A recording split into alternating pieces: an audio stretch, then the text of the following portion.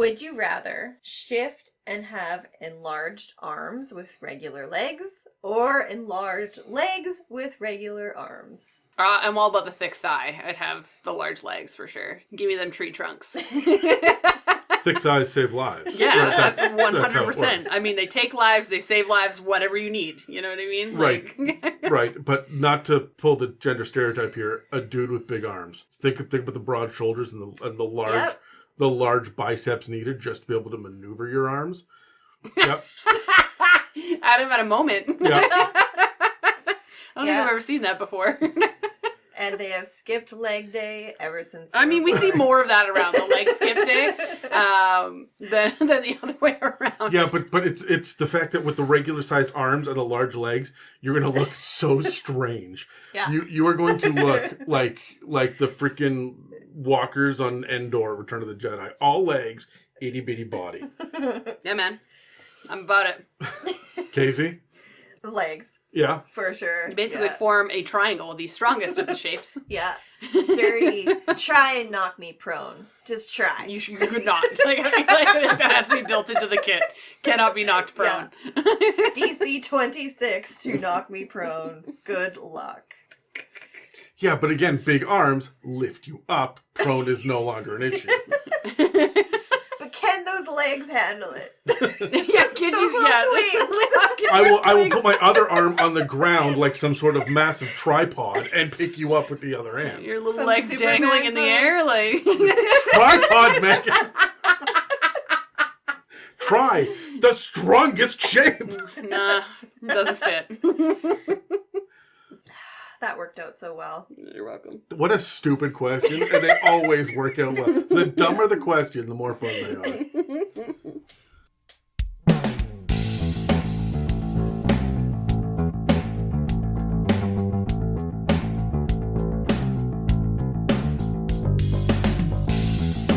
Welcome to the It's a Mimic podcast, where you never know what you're going to get.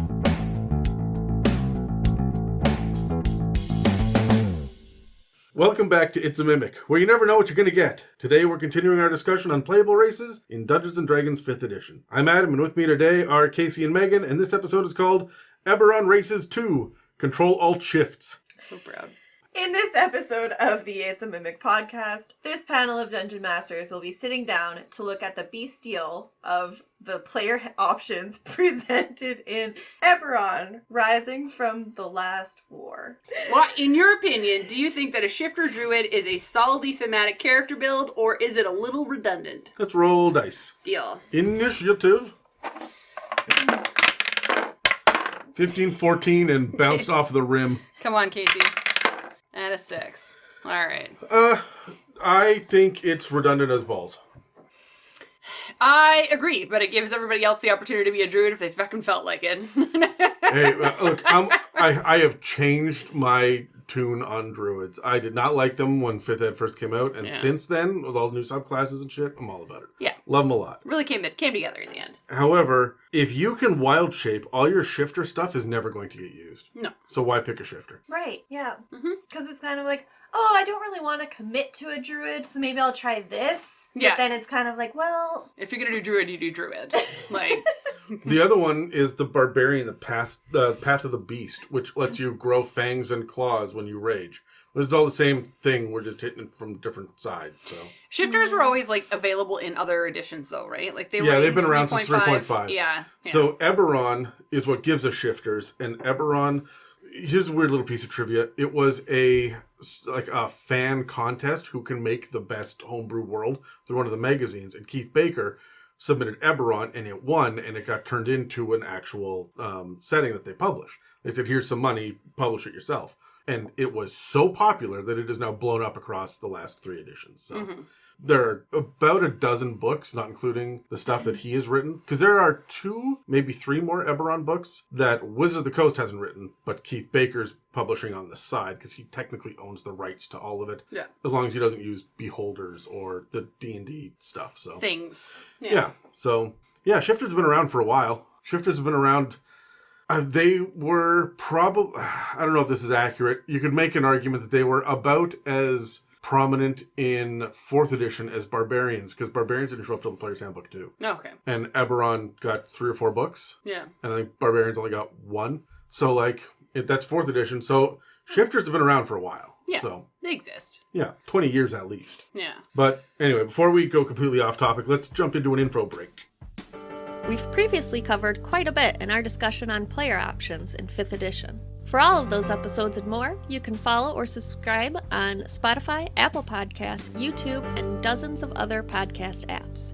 And if you'd like to support us, you can donate through the website, check out our store, or join the Patreon and get access to other episodes and series. If you'd like to pay for some ad space on It's a Mimic, or just send a shout out to a friend, please reach out to us through our email and website that are listed in the show notes below.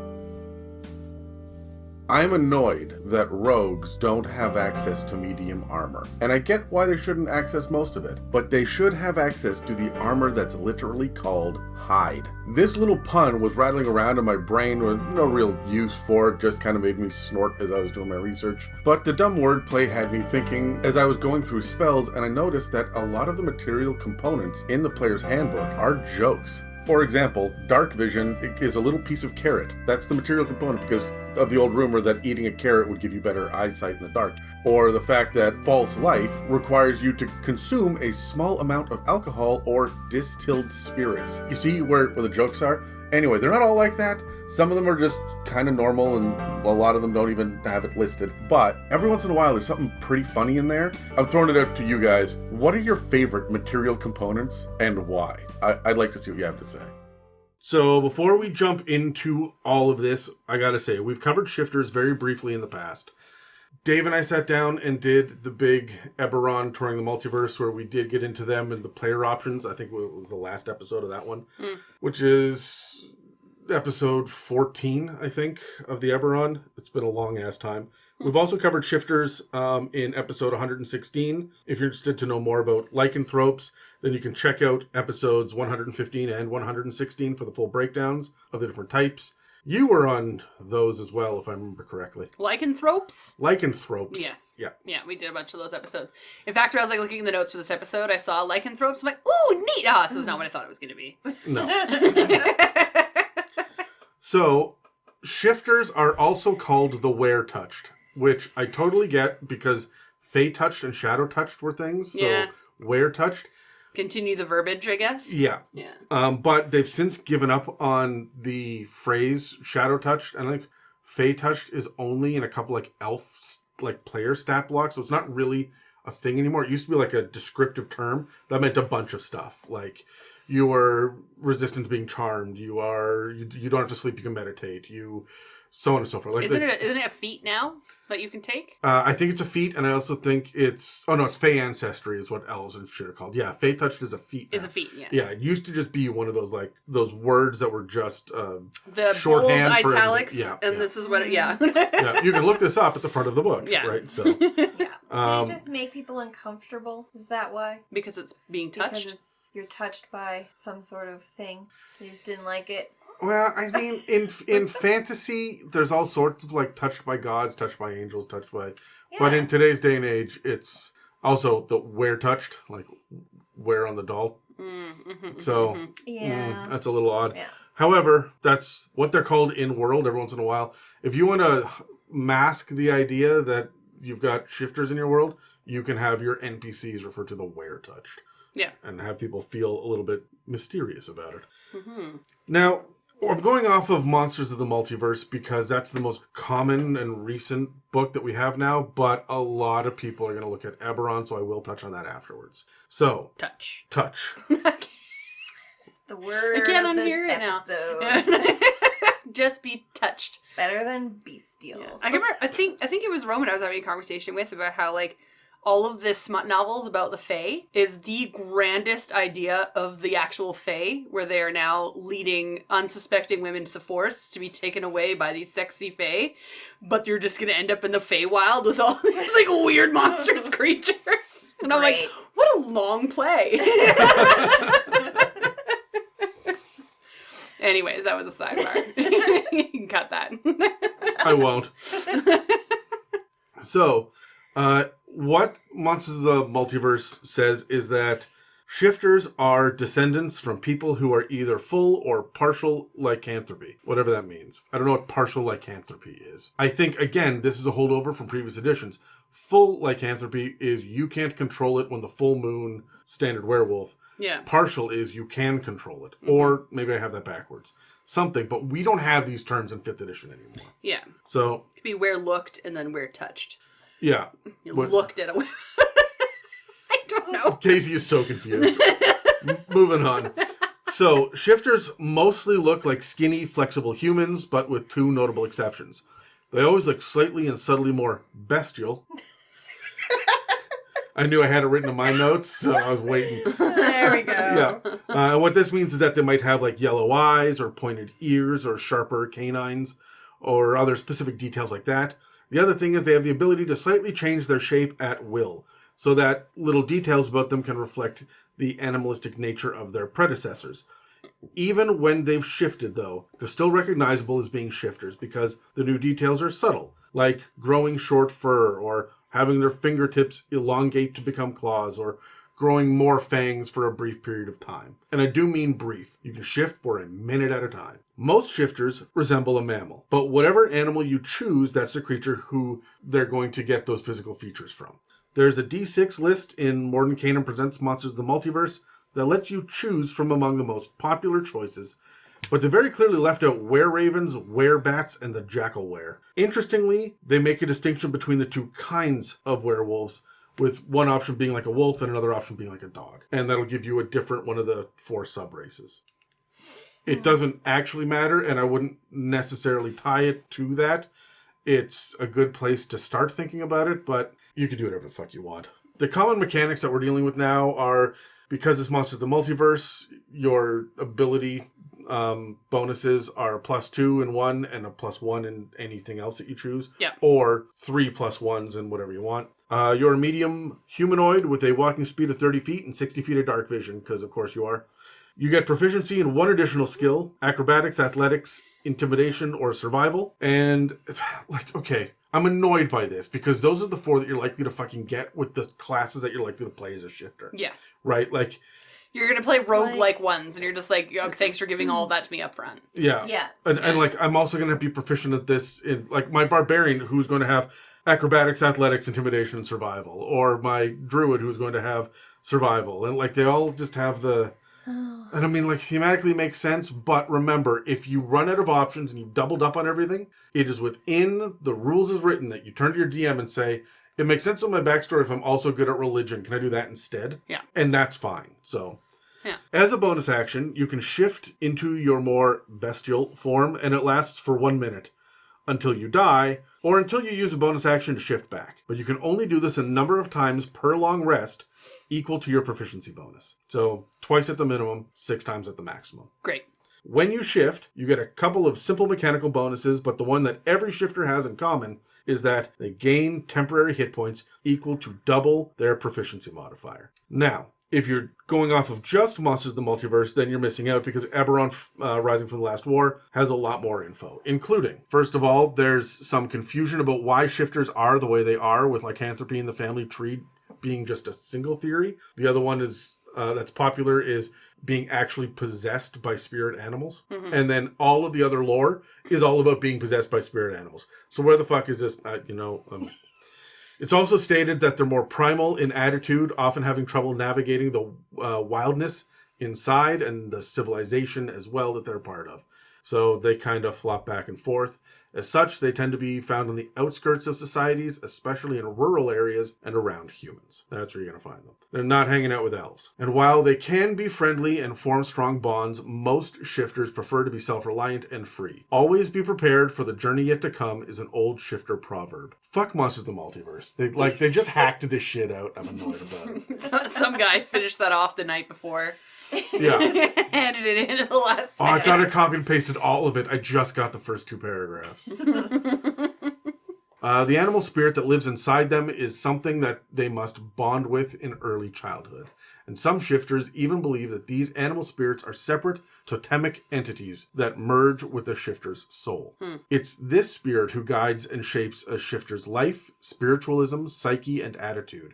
But only if you accept the one inside you will you be able to finally shift. Understanding the spirit within should be the final fantasy of anyone who wants to truly understand what it's like to be a shifter.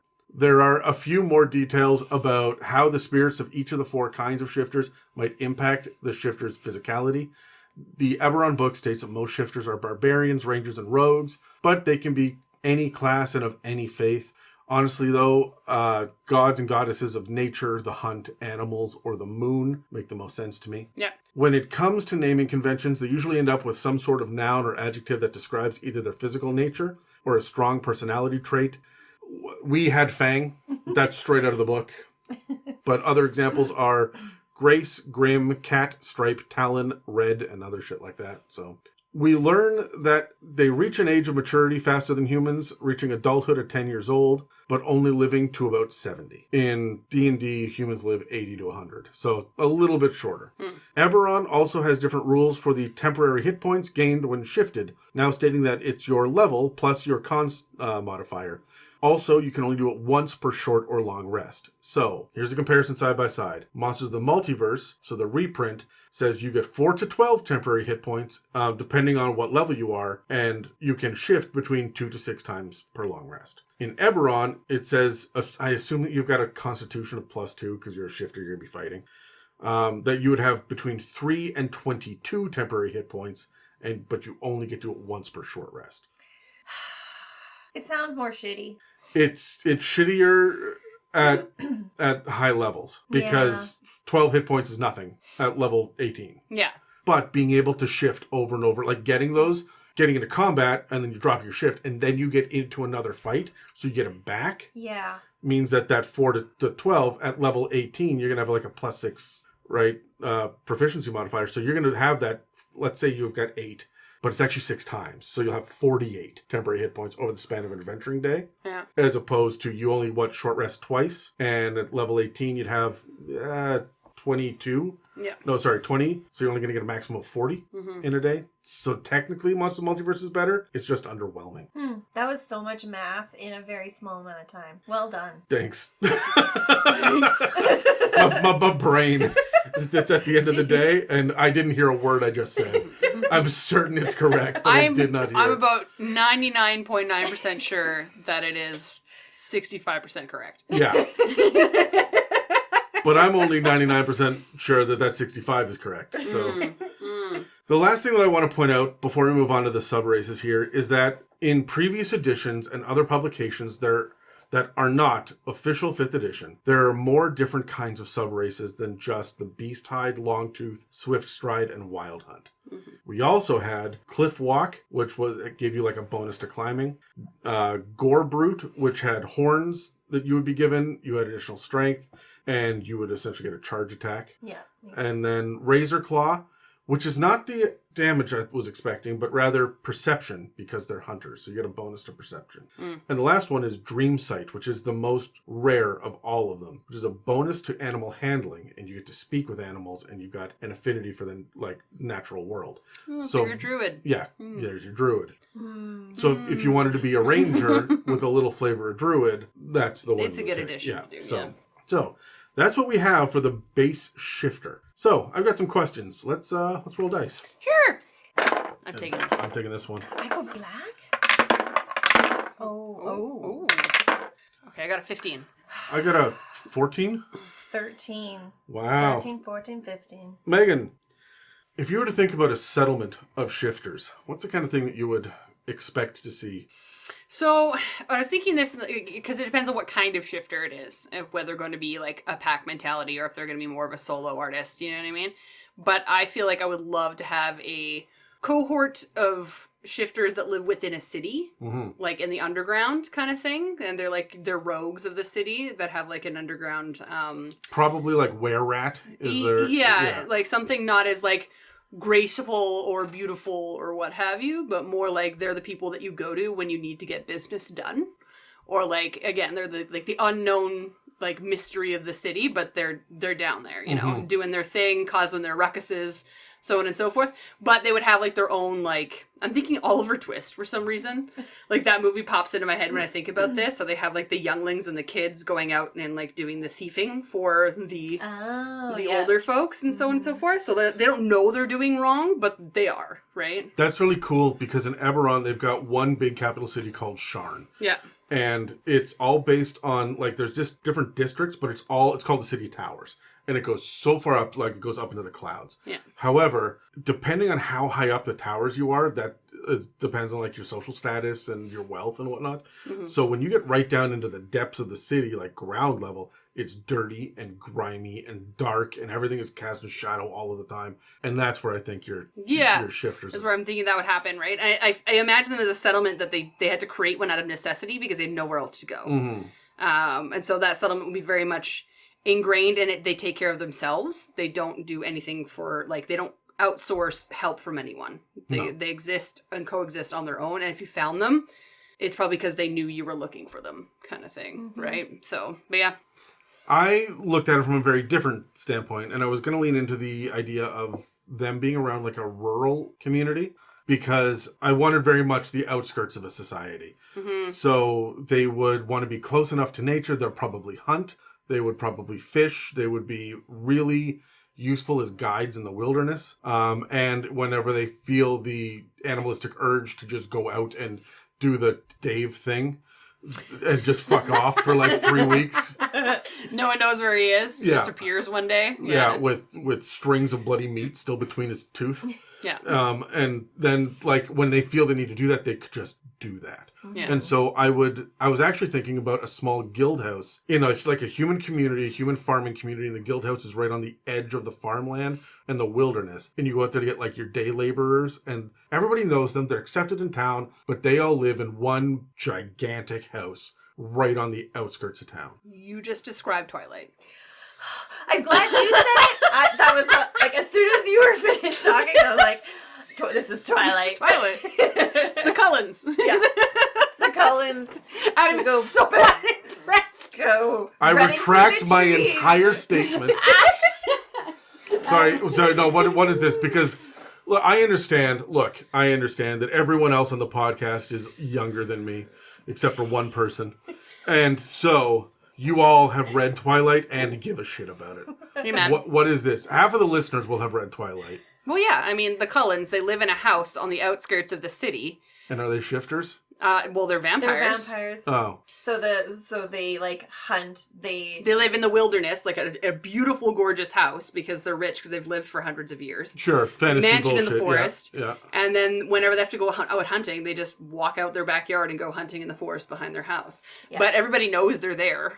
But like they don't know they're vampires. They don't know they're vampires, and they have roles in the society. So like the dad's a doctor, and all that kind of stuff, right? Like I feel it's so weird describing Twilight because it's been so ingrained in my existence for so long. But yeah.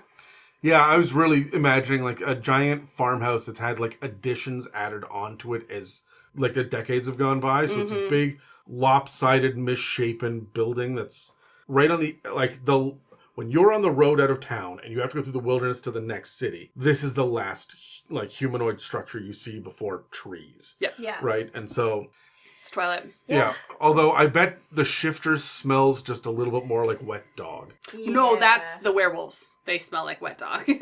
Yes. Yes. Which is actually also a Twilight thing. Yes. God. But damn it. I'm so happy with this right now. Dave was supposed to be doing this. This was supposed to be Dave. I am filling in. Yeah. And this is what you bring me. It was meant that Twilight was discussed in this episode. Yeah. It's like it has all of the things. It's all the pieces. Yeah. But your point on a like house that had additions and looks a bit weird was where I was going because I went to Harry Potter in my brain. Okay. And so I imagined, first I was imagining something like the Whomping Willow where it's like the giant tree that, people like steer clear of, but it's actually the entrance to where they live. But they're known, but no one actually knows where they go. Or how to get past the Whomping Willow. Yeah. Yeah. But I'm also inspired by potentially like them making their presence known and having kind of like the Weasley house, which is like, you know, the larger their community grows, they bring in and accept any shifters who come by and want to stay. They give them a role, but then they've just makeshift and built this house bigger and bigger to house all of the different kinds. Very community-like in both aspects. Yeah, all different kinds of shifters come together in one larger community. Yeah, so maybe like some parts of the house might, like the top layers, of course, might be the ones that are more like bird-like or something like that. Yeah, the were-ravens are up there. And then there's like a basement for the ones that for the were-rats. Yeah. Yeah. Yeah, there's a barn out back for the were-boars. There you go. I love it. Yeah. Megan, what kind of adventuring archetypes do you think they'd be particularly well suited to fill? What do you mean? As in like rogue work, or like when you be archetypes? Like when you think of your stereotypical adventuring party. Oh, yeah, rogues. Rogues, archers, druids. They're like basically like the sneak and find. But I guess again, it depends on what kind of shifter you are. Because if you're more like the big dog toothy kind, you might be the forefront barbarian fighter.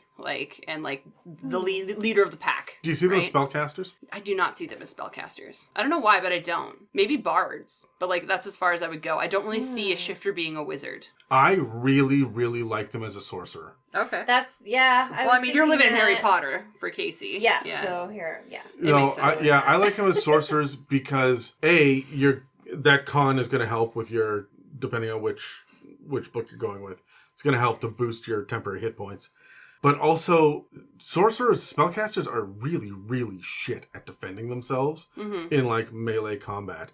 There's a lot of stuff that these guys can do as far as awareness or defense or something, like when you get into the sub races, right? Yeah.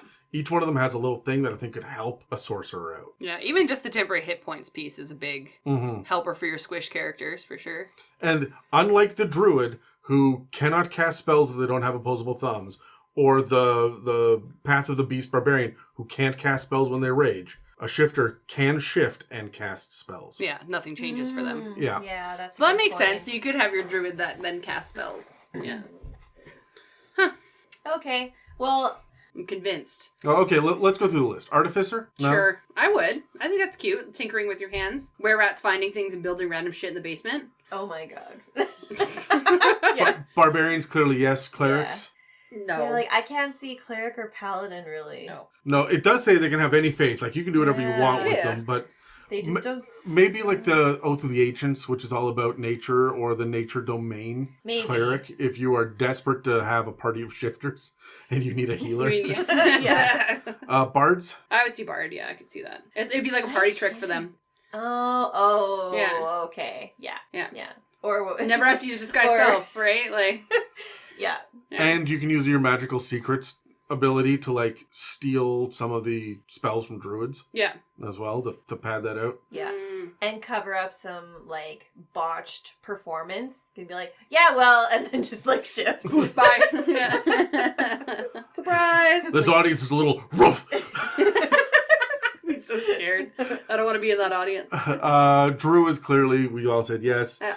Although I do think it's a little redundant. But what about fighters? Yeah. Sure. There's nothing saying no, but there's nothing saying yes either. Like if you're gonna go with that, to do a barbarian instead. And you would have to choose a proper like what you were shifting into, I think. Yeah. Would be what makes that one. Yeah. Monk? Yeah. Yeah, that'd be cool. Yeah. We already said no to paladin. Rangers, clearly yes. Rogues, clearly yes. Yeah. We talked about sorcerers, warlocks. Absolutely. Sure. Because it could be a punishment that had happened to them, right? It could be a part of their pact. Yeah. If you wanted to get into the nitty-gritty details of it. And again, the added bonus hit points would help with the squishiness. Yeah. That has Charlie written all over it. It does. I think that is what Charlie is. No, he was a shifter on the last character that died. Okay. He is posing as a wizard now. Oh my god. So Too complicated for me. I just show up as a human. I'm like, what's up, guys? I am going to be a wizard all the way to level 20. Boring D&D player on the planet. like, what's your character's name? Well, it begins with a K. It does. Always. So yeah, like they could be anything. Yeah. It's not quite as limiting. Do you have a quest idea? You are a shifter. Do you come with a quest built in? I feel like if you're a shifter, you do come with a quest built in. One, the one that I was thinking of is that you're a shifter, but you don't know you don't know the animal that you have inside that's of cool. you, right? So your own personal quest is to figure out what animal it is that either cursed you with this, blessed you with this, where it came from, because it could be like I'm thinking like the ancestral Mushu of Mulan. Like, just ends up, like, tacking itself onto one of the younger younglings. And then you grow up as a shifter, and you don't know why you are that way. And nor do your parents. They're like, we don't know how this happened. Like, we don't know where this came from. We do have some family history. If you want to go look and travel these far lands from where we once came, you might get some answers there, right? So that's the whole classic, like, yeah, there's something wrong with me, and I'm cursed. Let me go figure out what's wrong with me. Mm-hmm. Then they realize it's a blessing, not a curse. Yeah, I would definitely play that character as like, I don't like the fact that I'm a shifter and it's weird and I got made fun of in school because of it and all that part, right? A quest for me, I'm gonna first of all I'm just gonna give it to DM. Throw. And I'm gonna say, hey, you know what? My great grandfather ended up falling in love with a human, and this is why I'm a shifter now. He was a were fill in the blank. I've never known the other side of the family tree. It's all been humans all the way down, but every once in a while, one of us is a shifter. Mm-hmm. So then I'm going to give him an entire clan or enclave of like the other half of the family tree that is out there somewhere doing something. My long lost relatives, I don't know this side of the family. Do whatever you want with that. Mm-hmm. And then as a dungeon master, be like, okay, they're a criminal syndicate or something, right? Like there will be some sort of inherent drama. Mm-hmm. When every time I've given you some backstory, you use it against me. I'm never doing it again. What are you talking about? I have never once. Shut up, Adam. See what I put up with? Casey, do you have a quest? Nothing.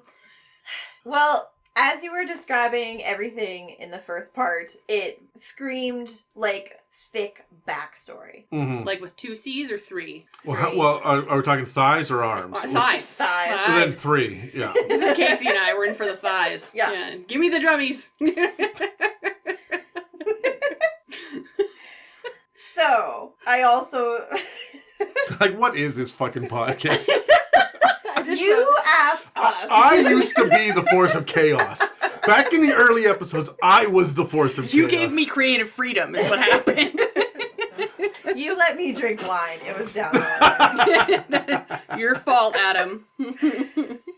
But yes, I am not going to come up with anything much different than you guys, because what drew me to being a quest was like you said that there was like the soul, like attached to the spirit and the soul mixing somehow is what they say. Like that just screams like, where did that come from, and the history behind that. Was it an accident? Was it some major connection to some like big bad evil that in the grand scheme you're chasing this one thing and then you realize it's your dad? Like, oh shit, or it just disappears you at level 12 and suddenly you're just a human. That's crazy. Oh yes. Yeah. Then you gotta hunt it down. Yeah. I was thinking that it could be like your childhood pet dies and then you hear about a place that you can take it, that it would bring it back to life. Oh, you don't go up there. The ground is sour. Yes, very much so. Oh my god. So some pet cemetery bullshit, but it becomes attached to you, but then there's a lot of like, again, you become a warlock. Sometimes dead is better. Stop it, Adam. All right. Why is that so creepy when you do it? It's your fault because you know what he thinks about Stephen King. I know. You brought it up. He loves Stephen King. I go out of my way to not inject Stephen King shit into our campaign, and it is difficult. I can imagine. That'd be like me trying not to put Twilight in my... Okay, hold on. Total sidebar. L5R, we did a campaign. How much of that was Twilight? None of it, actually, to be honest with you. No, actually not true. There was a vampire of some sort. What? Where was I? But whose horse is that? I said some kind. Role-playing inspiration. I feel like if I'm going to go along the same line of like, this is a younger person or younger character that has the shifting capability, it would be massively chaotic for them. So it's kind of like, again, they would probably be trying to hide it, or they're not like they're overly ashamed of it. If they shift, they do it in private. Puberty's hell. That's exactly what I'm thinking of, is how shitty puberty is how this person must feel all the time. They like stay in their bedroom as much as possible. Hey guys, I'm gonna rage. But that's how I would roleplay. Even I would not want to, even if I was a DM and I was going to put a shifter into the game, I would definitely play them that way, just for fun, just for like a little bit of comedic relief, something to interact with, something that's cute, something that's funny. During the long rest, as you're taking watch, you look over and see the shifter one leg just kicking while he's dreaming over the corner. It's like, what the hell's wrong with that kid? He's chasing a wagon in his dreams. Yeah. Starts barking in his sleep. Yeah. My role-playing hint is going to be... Charlie did this at first, and I think it worked really well, was because when he leaned into the shifter, the first handful of sessions that we had with him, he was very much into my fangs grow and my hair becomes long and bushy fur, and descriptors. Yeah, and then by about the 4th or 5th session, he started to ease that right off, and then it would be like, okay, I'm shifting now. Mm-hmm. And then everyone would be like, okay, cool. And then he would just move on and go about his business, and it wasn't the big spotlight until... he wanted to bring it up in a role-playing session where he needed to intimidate somebody or something like that, right? So it was, look at how different this character is, because we don't see a lot of shifters in regular D&D. No. They're not the most popular playable race, but they're a lot of fun. And so while they're not super powerful, and that's, I don't think, why they're the most popular, there's a lot of flavor to get out of the role-playing, right? However, he wasn't beating us over the head with, look at me, I'm so different, I'm so different, I'm so different, until we'd gotten through about 3-4 sessions and he let all that shit go. Like, he was very unique at first, my precious character, and then he said, okay, everybody gets it. Fine. Yeah, I'm all right. Yeah. So, because, if you don't start off with it, everyone's just going to think you're that weird short human over there, right? And if you bang that drum too often, people will be sick and tired of your shit. Yeah, so. it's true. My brain went to making this... Okay, so for whatever reason, when my partner thinks of just like building D&D characters, he always takes one awesome ability that character might have and takes it away or makes it like a challenge for them. And I'm like, why do you do this? He's like, I don't know. He's going to listen to this and be like, why are you calling me out? Because that's what we do here on the podcast. Yeah. But so Just finished calling out Charlie. Called out Roman earlier. We did. Shit. Who's left? We haven't fucked over Dan yet. It's still early. Yeah. Yeah. But I see this one as you could play it as like kind of like you said, Megan, where it's like they don't want to shift. It's like, no, I'm going to go in this combat and I'm going to do everything else but shift and make it kind of a thing, like so fucking stubborn. And then ultimately they're going to get fucked up. And then it's going to be some sort of crazy, like... last-ditch survival effort. Yes. Yeah. They're going to blaze out and shift. And it's going to be chaotic. All right. So I'm speaking directly now to the man in question. When you're going to be playing a shifter that doesn't want to shift, there used to be a thing in 4th edition called the bloodied condition, which is when you drop below 50% hit points, there would be a thing that kicks in, a special... unique ability. Now, normally it was on monsters when they sense that the other creature has dropped below 50%, then they will go into a blood frenzy or something. But choosing a landmark, saying 25% of my overall hit points when I get down below that, I will just auto shift against my will. Uh-huh. Right. And now, and I refuse to cast spells from then. I'm just an animal. Like, that's where I think the fun could come. Yeah. So making it like this is the natural thing you do, but no. Yeah. No. But adding and also just adding a parameter or two, because I remember when I played my paladin, Adam, you might remember this, I don't know if you will, but I would always ask, do they look like they're going to hit me before a combat would start? Yeah. And I would roll to determine whether this person was an aggressor or what have you, because I had rules in place for my paladin in which you would not engage in battle until certain things, one or two of the things. And we're just doing the polar opposite of that now? Yes. Is that okay? Hit first, ask questions later. Yeah. Which literally happened in the last episode, and you guys wouldn't let me ask the questions later. But I'm just saying, adding parameters to your shifter to be like, I won't shift unless these things are met, kind of like fits into that rule too. So it doesn't have to just be like, I don't want to shift, period. It's like, well, I don't want to show those colors unless I'm under duress or something occurs or what have you, right? But do you have something like a good background that makes perfect sense for this? The one that automatically popped into my head was the haunted one from Strahd. They aren't necessarily, like, they could be happy little sunshine puppies. 100%. Right? Like, And like, don't get me the This is haunted. Megan, though. It's just me. Like, Yeah, right. I'm sorry. We went with Twilight. right? But again, like if you're going to do a spellcaster, you can add the proficiency of Arcana or Religion or Investigation with the haunted one. And then you can be if you're going to be hunting down whoever did this to you or what happened to you, you can basically just become a hunter of your haunted past, right? So demons, something, demons. Because I'm thinking Paw Patrol. You went in a very different direction. I went prepubescent teen for a hot minute.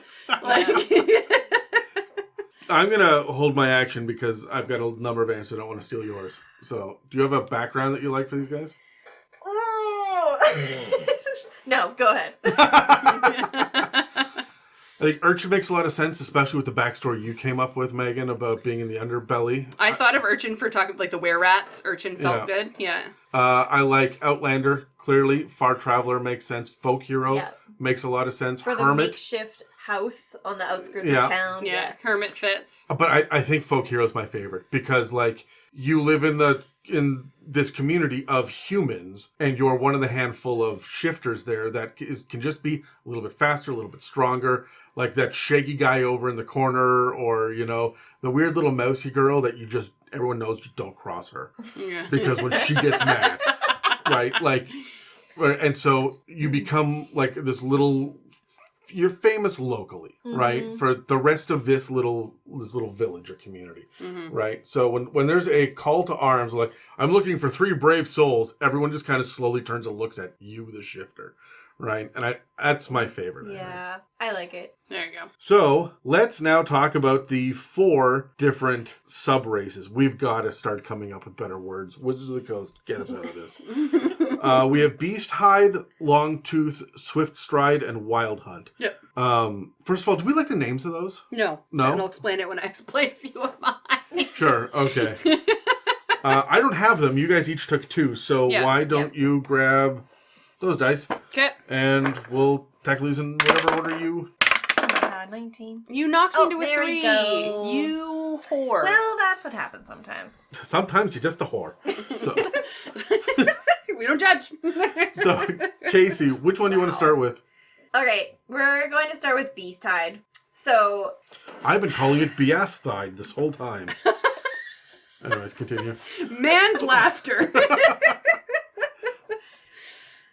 I said it right for once. Yeah, I know. I'm sorry. The amount of times I get it wrong. Okay, Beasthide. You can basically guess, and you'd guess right on what this is about, but it's basically tied. You hide from people as a beast. Yeah. Sure. Yes. Yes. Like. All right, end of the episode. So you're typically tied to like a bear or a boar, but any creature known for toughness would work. And hibernating. Phenomenal. Yeah. See, hide away, hibernating. It's not Beast Hibe. Okay. How do you know? Because I read it. that's how I know, Meg. But you're basically like a thick-thighed, stoic, stubborn, thick-skinned. Why are you like, so stoic? beast. Yeah. So you're drawing your strength and stability from the beast within. I thought you were gonna say your thick thighs. Like that's my thighs. Thighs. So if you're picking this, you are going to be naturally just larger than you should be for whatever race you pick.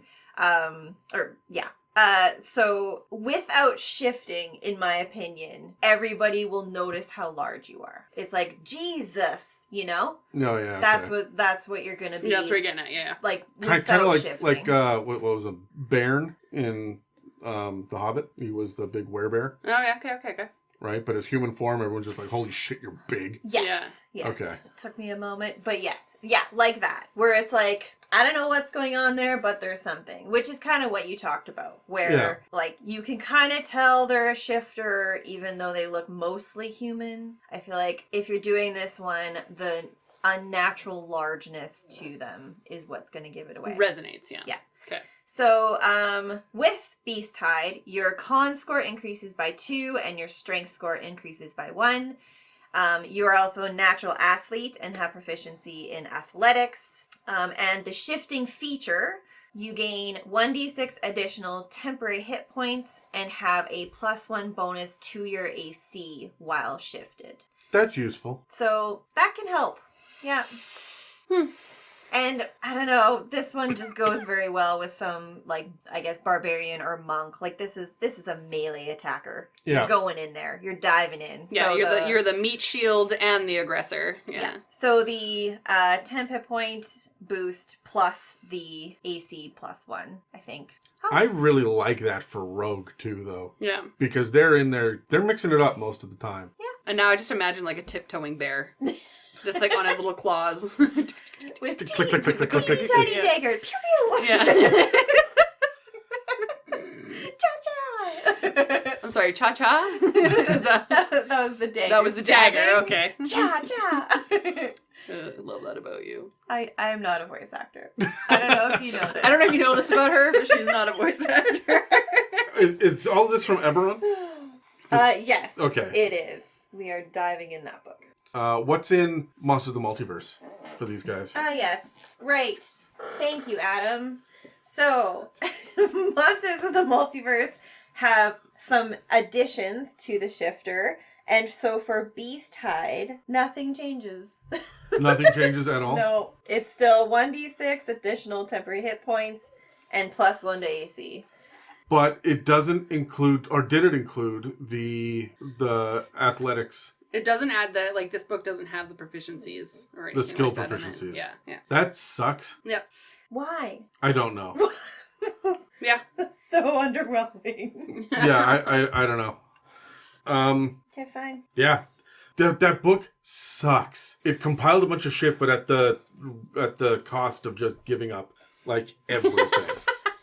Yeah, it's... Okay. Yeah, that's it. Let's roll initiative. Sure. Which one was mine? You're red. You're red. Give her. Close enough. Yeah. Megan. Yeah. What do you think that the Beasthide settlements would look like? They would be adorable. Would so they? They would just be, so this would be You know, it's not gummy bears, right? It's like black bears. It's no, but like when you're talking about not like teddy bears. It's like polar bears. but that's kind of what I'm thinking. You went with the bear hibernating. Yeah, right? that's what I'm all thinking. Like, they're all like cuddling together. They're and either in a sleeping. mountainous like landscape or on the outskirts of town, and they're the farmers because they're the big beefy ones that can like plow the lands themselves, with a lack of a better term to say on that land. Yeah, the lands. The lands. Yes. Can plow the land. But like they're the ones that you would go to ask for assistance, and they would give it. Like the grouping I'm thinking of is that like they're kind, they're courteous, they want to live in harmony with you. They know they have a particular set of skills that can assist you in your society as well. So they make themselves known. So you know that they're there. You go, you ask them for like, you know, if you need a protector or a guider, they might have some warriors who are particularly trained. But at the end of the day, they're just like a nice little cohort of you know, basically werebears that just hang out and That's cute. do daily things and daily jobs. They just want a peaceful life, you know what I mean? Yeah. These guys are just so suited for labor because of their size. Yeah. Yeah. And because of their con as well.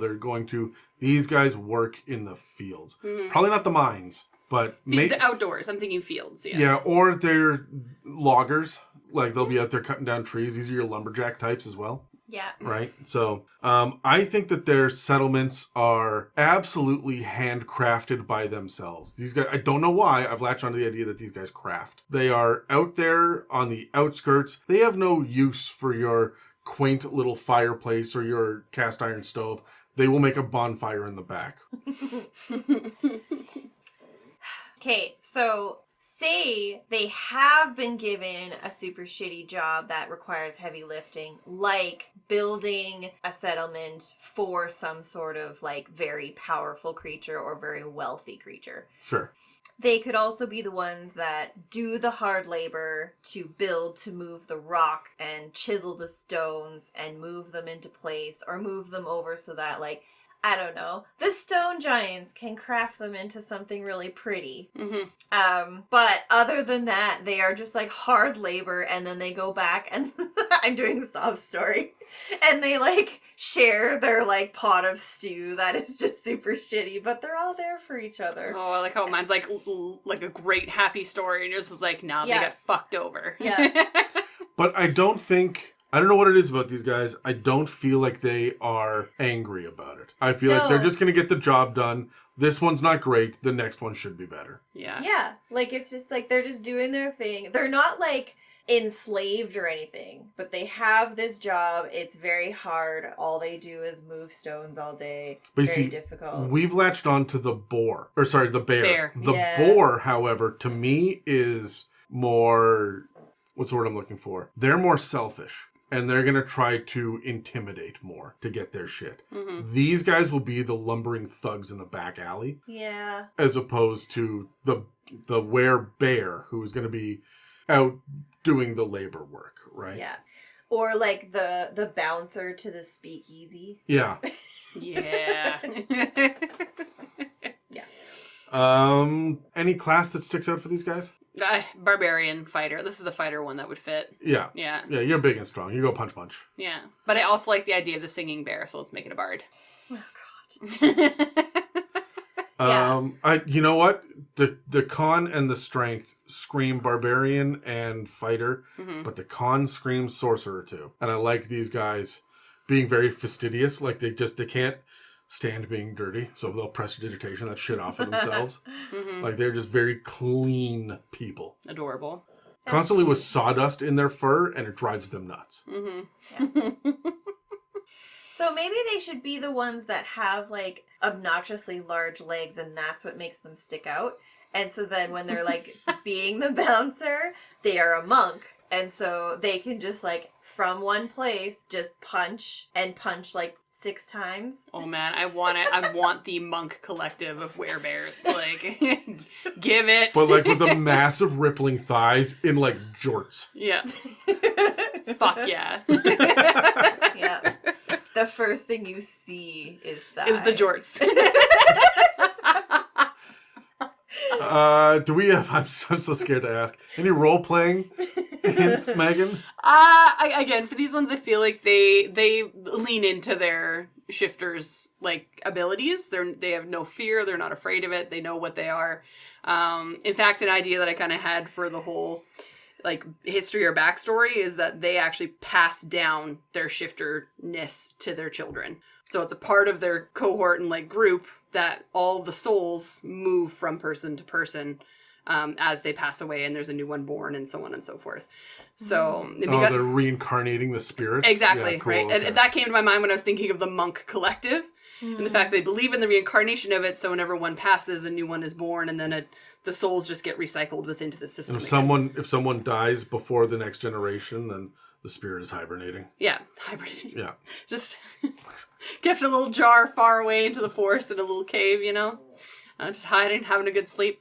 But to roleplay that out, I feel like they'd be very personable, like calm speaking and, you know, kind and courteous, and let's keep all those things in mind when you're roleplaying with them, right? Like they know their strength and they don't want to use it against you by accident, right? Casey? You could play it like the Hulk. Yeah. As well. I Where can- it's yeah. like calm, cool, collected, but it's like kind of There's a breaking don't point. piss me off. Yeah, there is a breaking point. Hey, you could even have, if these parameters are met, I blow. And, you know, this one will be, you know, your barbarian rage or your monk flurry of blows or whatever. I'm just getting hit 7 times in the face by the paw of a bear. Holy fuck. Yeah. Yeah. I would do a sound effect, but I don't want to be laughed at again. That's not what it sounded. That is a different sound. It's more of a whoop. I think that they all have, like, even the women, they all have deep voices. But they're not dumb. They're just imposing. They just have a deep, rumbling voice. Every one of them. And I don't want to, I'm trying to kind of break the mold on this and not just think about, like, bears and boars. Like, there are other thick-skinned animals, and I'm trying to stay with mammals because that's what everything except the were-raven was. Yep. So I was thinking, like, you could have a gorilla. You could have a cow, even. If you're like a bull. Yeah. Yeah. Right? Like, these could all be, like, you could have... Clydesdale war horses. Yeah. Or like I don't think they're gonna fit in the jorts. How would they wear them? We're gonna move right along. I'm sorry, Casey, you were gonna say something I that don't wasn't even dumb know. as fuck. Okay, all I right. don't even know what's gone. All right, Megan, what's your subspecies? We'll say. All right, my first one is the Longtooth, which I already have a problem with what it's named, because what do you think of when you hear the word Longtooth? Like a fang? Yeah, like I think what are like mountain lions is the first thing I think of when I hear the word Longtooth. One, because movies and television have ruined me for that. But no. Is it were-rats? Is it the long teeth of were-rats? Is that what it is? Because the buck-ass teeth of them? Longtooth? Maybe. But no, these ones are inherently Lupin style, so they are dogs. They are canines. What? Right? Well, I mean, the canines are the longest I guess, but teeth like... in the mouth. I don't know. I'm unbelieving. You did not equate that. No, when I read it, I was like, no. oh, that's cool. Read it, and I was like, that's not what I thought that was going to be.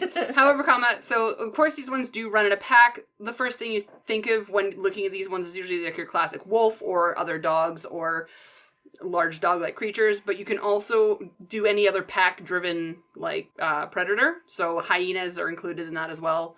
Like, other, like, smaller... Not like a big boar predator, but more like the little... Like jackals and things like that as well. The dingoes. The dingoes. Oh, Lord. However, not like the bear one that I was thinking. These ones are actually thought to be extremely fierce and extremely loyal. So they're fierce, but they have a pack, so they're loyal, and they're scary, and they're more aggressive. It's the way what I'm trying to say here. I'm thinking, what's that animal that... Oh my god. Wolverine. Wolverines. Yeah. Yeah. I'm thinking Wolverine. Yeah. Like if you... Like the honey badger. Yes. They don't give a fuck. Yeah. Yeah. Like, just scary as fuck. Like, we used to come out, sidebar, when I was growing up, one of my... you lived out in the sticks. You lived in the middle of nowhere. I did. Yeah. And so, like, this story has been told many a time, but, like... Came home from school one day and there was a dead Wolverine in the yard and our dog was just like sitting on the porch like it was nothing and we were like, so what'd you do today? Like, holy shit. Had a great day. Would have loved feel to very see accomplished. How did that dog kill that Please wolf? tell me it was a Pomeranian. And we will never know. It was a Chihuahua. I knew it! This beast is vicious.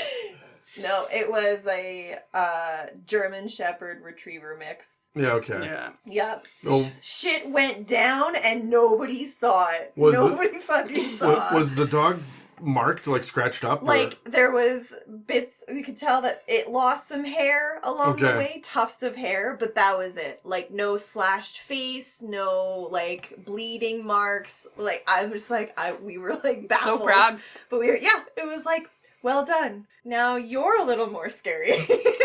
Don't piss off the dog. Is Longtooth just supposed to be a way of them having like the...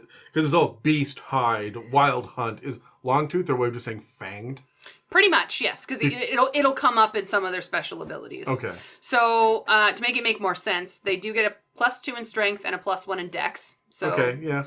Strong, quick little buggers. Coyotes. Pretty much, yeah. They're proficient in intimidation skills, so they're meant to be big and scary and aggressive. And then their special ability that you get is that they gain the option to use their teeth as an unarmed strike as a bonus attack. This was one that Fang was. Yeah. Because he could take chunks out of people. Yeah, so the damage is piercing instead of bludgeoning like it would normally be for a unarmed punch or what have you. And it's a 1d6 plus the strength as damage. So... not so bad for a little bonus action to just... Yeah, that is a chunk. So that's where the Longtooth comes from, is the fact that they have fangs and they bite. Okay. So what does their settlement look like? Let's keep the same initiative. Sure. So in my mind, they are pack tactics. So I feel like this would be like almost like a war zone that you're walking into. They have a perimeter that they're constantly walking kind of thing. They don't want anything from anyone, and they will probably not give you anything if you ask them for anything. They are solo, want to live on their own. Move along, don't bother us, and if you do, it better be for a damned good reason, because we're going to scare the shit out of you to make you leave. So that's how I see them anyways. Wonder if they could be, like, hired for... Oh, I bet they're good mercenaries. Oh, yeah, like the little war pack or whatever. Yeah. But it would have to be worth their while for them to be hired to do something. Yes. Because they know that they can live on their own. They don't need anyone to live. Yeah. Right? So for that reason, I kind of put them near a settlement, but also kind of like underground in the sense, not necessarily physically, but like you need to know the right alley and the right door or the right corner to go around to find where they are. And I imagine them all like sitting around like playing cards and smoking. And you're just like in the speakeasy. hey. Yeah. And like you have They have the speakeasy. They run it. Oh, yeah, because they have a Beasthide watching the door, and then the Beasthide comes in and it's like, oh, somebody wants to talk to you. And you go in and try and, like... They're like, oh, Kevin, you're too nice to people. Get out of here. Yeah. I don't know about their settlement, but I definitely think that they all sleep in a giant heap. Yeah. Yeah, Like, it's one Like big... a lion's den kind like of a thing. big cuddle puddle. Yeah. Right? Like, that's just like 20 bodies just in there. And Oh, look at that mountain off there in Yeah. the distance. Oh, that's not a mountain. yeah. Yeah, and if there's some sort of, like, motion or something, like, one does a yip, and then they're all up, it's like... Oh, like there's always a watch. If they're all asleep, when one lifts his head to see what the noise was, all Yes, heads follows. lift. Like, Yeah. there's that innate, like, kind of pack tactic thing, but it's Yeah. like, you alert them all if you alert one. Yeah. I like that. These guys feel a whole lot less spiritual than the Beasthide did. Yeah, I agree. Best class? Fighter, rogue, that would be kind of like your classic one for me. Like, I don't see I don't feel these ones as inherently magical or gonna, like, attune to their magic Yeah, these capabilities. ones really don't feel like unless there are, like, one or two at the head of the pack Yeah. that have them, that's a warlock or a cleric that's running the pack. Sure. Like your alpha, right? The rest of them are going to be just like mercenaries, fighters, Yeah. monks. They might. I monks Paladin. would be cool. Paladin Could would be like the group of them have a path, and anyone who is like impeding them on their mission, you know. yeah. You follow this path, like you can do the pact, the nature pact or whatever, and then yeah. Yeah, the Oath of Ancients. Oh, yeah. that's the one I'm thinking of. Yeah. I don't see these guys being monks or rogues. Even though you'd think that would work out, you have better things to do with your bonus actions than bite. Especially once you hit like level 6. But fighters and barbarians don't. And that's a good place to get this bite in. Yeah. So that's what it yells to me. Are smites a bonus action for paladins? Most smites are a bonus action to cast, but then they stay with you until you hit with it. Okay, so you still are fighting over the action economy with the bite versus smite, Yeah. Fair. but But you only have so many smites. I don't feel like the bite is their main go-to. I think it's a backup for them. yeah, They use it when they have a bonus action that they can't do anything else with. yeah. Because at higher levels, it's not going to be that much damage, because No. it's 1d6 plus their strength mod for damage. So at max, you're going to be doing like maybe 10 to 15. And it's not magical damage. No, Which means that in later tiers, it's really not going to matter. It's a backup to your backup in my mind. So being a paladin or a rogue that uses bonus actions for other things, for me, doesn't break the economy of it in my mind. well, the rogue is going to be using their bonus action to disengage and fuck off. Yeah. Right? Like they're not sticking around to fight unless they desperately need to. Yeah. But it'd be nice as a rogue to get a second attack in. Yep. Right? Because can you... I don't know this off the top of my head. Have any of us played rogues? I've never played a rogue. I did long Way time back ago. in the day. Yeah. Can you pile your sneak attack on any attack? Like, will that sneak attack damage go with the bite? You can do it once per turn, but does it matter which attack? It doesn't, but it would be harder to do it. The only way you'd be able to do it is if another person was within 5 feet and also attacking. You know, like, 'cause you need that advantage. But that would really go well with the pack tactic of it, because you'd have one Yeah, that's really good that's flavor. keeping true. its That is attention, very and then you true. use your sneak attack to just glomp on, right? It has been so long since I've looked at rogues. Yeah, I believe, like, on a hit on your turn, you can use sneak attack. Once per turn, yeah, you can deal an extra 1d6 damage to one creature you hit with an attack if you have advantage on the attack roll. You must Yeah, attack so you with a couldn't- finesse or ranged weapon, though. Okay, so no. So It doesn't work. So it doesn't work. So you got the grill. The on grill. those things. And I'm going to claim that as finesse. And you can... That's not how that works. But as a dungeon master, I would totally fucking Yeah, like that. it's gonna be like metal grills that say finesse across it. Yeah. Yeah. And later on, you can pay a magic user a lot of money to make it magical, so it's a magical attack. Let's There you do it. go. Let's beef up Put this the grill. useless bonus attack. And then, you know, add some pearls or some opals or some shit to the front as well. Add that bling in there. I love it. Role-playing? I think these would be dicks. Like, I'm imagining them to be a little bit more... This is the werewolf pack, right? Yeah. They're more reserved. They don't really care about societal needs. They have their own thing. They don't really care what you're doing. If you ask them for a favor, they're probably not going to give it. Yeah, it's And- like, what's in it for me? Yeah, and they're probably not going to lead you back to their pack No. unless, like, for any reason, period. They would lead you specifically away from their pack. Because I feel like that's the role Unless thing. it's a trap. Right, yeah, right? But that's the thing you have to keep in mind is that they're going to protect their own above all else until you become their own. And that's where the loyalty comes in, right? But I feel like that doesn't mean that the loyalty is not earnable. So if you're going to play one of these as a character in a group, like, your pack is your adventuring party. Yeah. So you can play your character as a dick, but don't be an asshole. Like, the group, an adventure group you're partying with, like, they are going to be your pack. So you are going to protect them. And you're going to feel it as your responsibility to keep them alive. So don't be a dick. No, be a dick, don't be an asshole. be a dick, don't be an asshole. Yeah. You guys seen Team America? Because I'm getting flashbacks. So long ago, and I don't want those flashbacks. Okay. Casey, do you have any role-playing inspiration? I don't think they would necessarily look anybody in the eye. They would kind of be indifferent on interactions and always be like just looking away. And it's not like looking at the surroundings. yeah, it's not like not in a And- scared fetal way, but Eye contact is a challenge. yeah, like just and that could be a thing that's a trigger where Yeah. it's like if you're gonna go interact, like don't look them in the eye, and then of course Yeah. your NPC looks them in the eye, and then that's when shit happens. You get barked at. Yeah. My big thing is I don't think these guys are big on hygiene.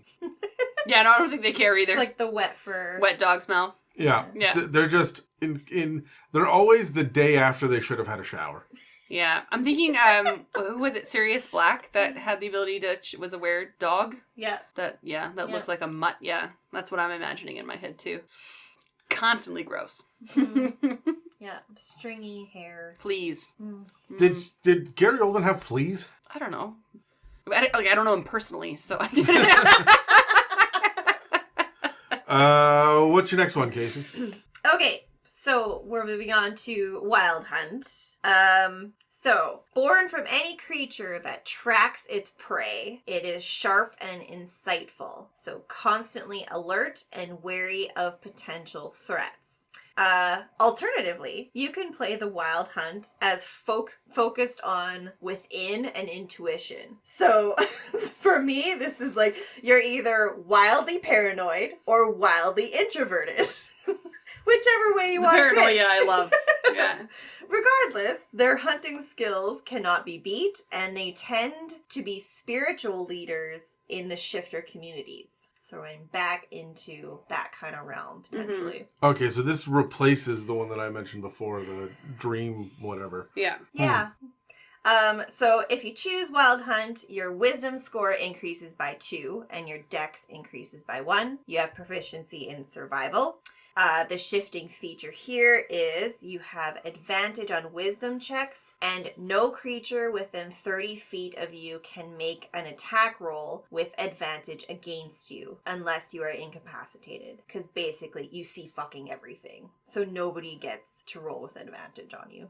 Holy shit, you negate other things' pack tactics? Mm-hmm. Yeah, and it's within 30 feet. No assassin will ever get to use sneak attack Against against you. you. Unless you're incapacitated. That is so That's fucking pretty cool. powerful. That is Yeah. really mundane at first. No and wonder they're so super powerful. paranoid. Right? Like they're sitting there just like, this thing's gonna kill Yeah. me. This one might attack me. This one definitely is gonna attack me. See, I don't think of it as paranoid. I think about it like the hyper awareness, almost like a fucking satellite, where like Daredevil, right? Yeah, like the rogue's dagger coming in for a sneak attack, it just like catches it, and it's like, Just does one of these like does one of like the Matrix glances. Yes. Just like fuck that. Yeah. Yeah. It's looking this way, and it just moves its head, and the dagger goes by. Yeah. Oh, and then hits the person that he's talking to. Yeah. That would just be like a cool like battle tactic of just like you send the paladin in to have a nice gentle conversation and then or like send them in to have a conversation and then the rogue just throws a dagger and then you just duck and like smacks them right in the face because you're within 5 feet. Rogue gets their bonus.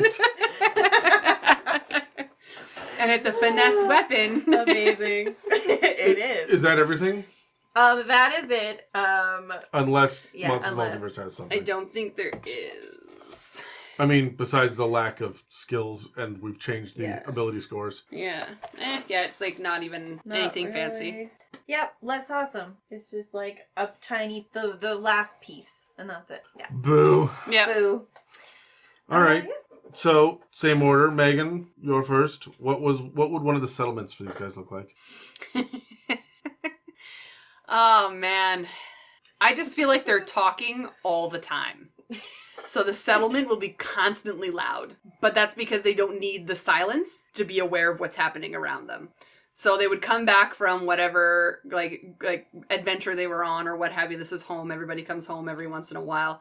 I feel like they would have festivals that every spring equinox and whatever, they all gather together. Because again, these feel more spiritual to me than the other ones we talked about. So they have like rituals and traditions that they follow. So if you go to one of these settlements during a certain period of the time, you might end up celebrating Easter. You know what I mean? Like, so I just feel like they're more homey in that way, but they're constantly telling stories of their adventures because they have no reason to hide or be on alert because all of them are constantly already on alert. So they're happy to just be and exist. But this does scream more of an outskirts one for me. This is like in the mountains, high up in the trees. Maybe in the middle of the ocean on a floating island, like just living their best spiritual life, right? Like attached to nature in some way. What's the animal tied to them in Monsters of the Multiverse? Was that werewolf, but it's dog? Yeah, werewolf dog-like. Okay. I don't like it. I don't like that that's the suggestion. It doesn't feel... Yeah. Well, it's because they're supposed to be like hunters, right? So that's the first thing they go for, but like... And the fact that every car that goes by gets your dog to freak the fuck out. Yeah. So, like, they're aware of shit.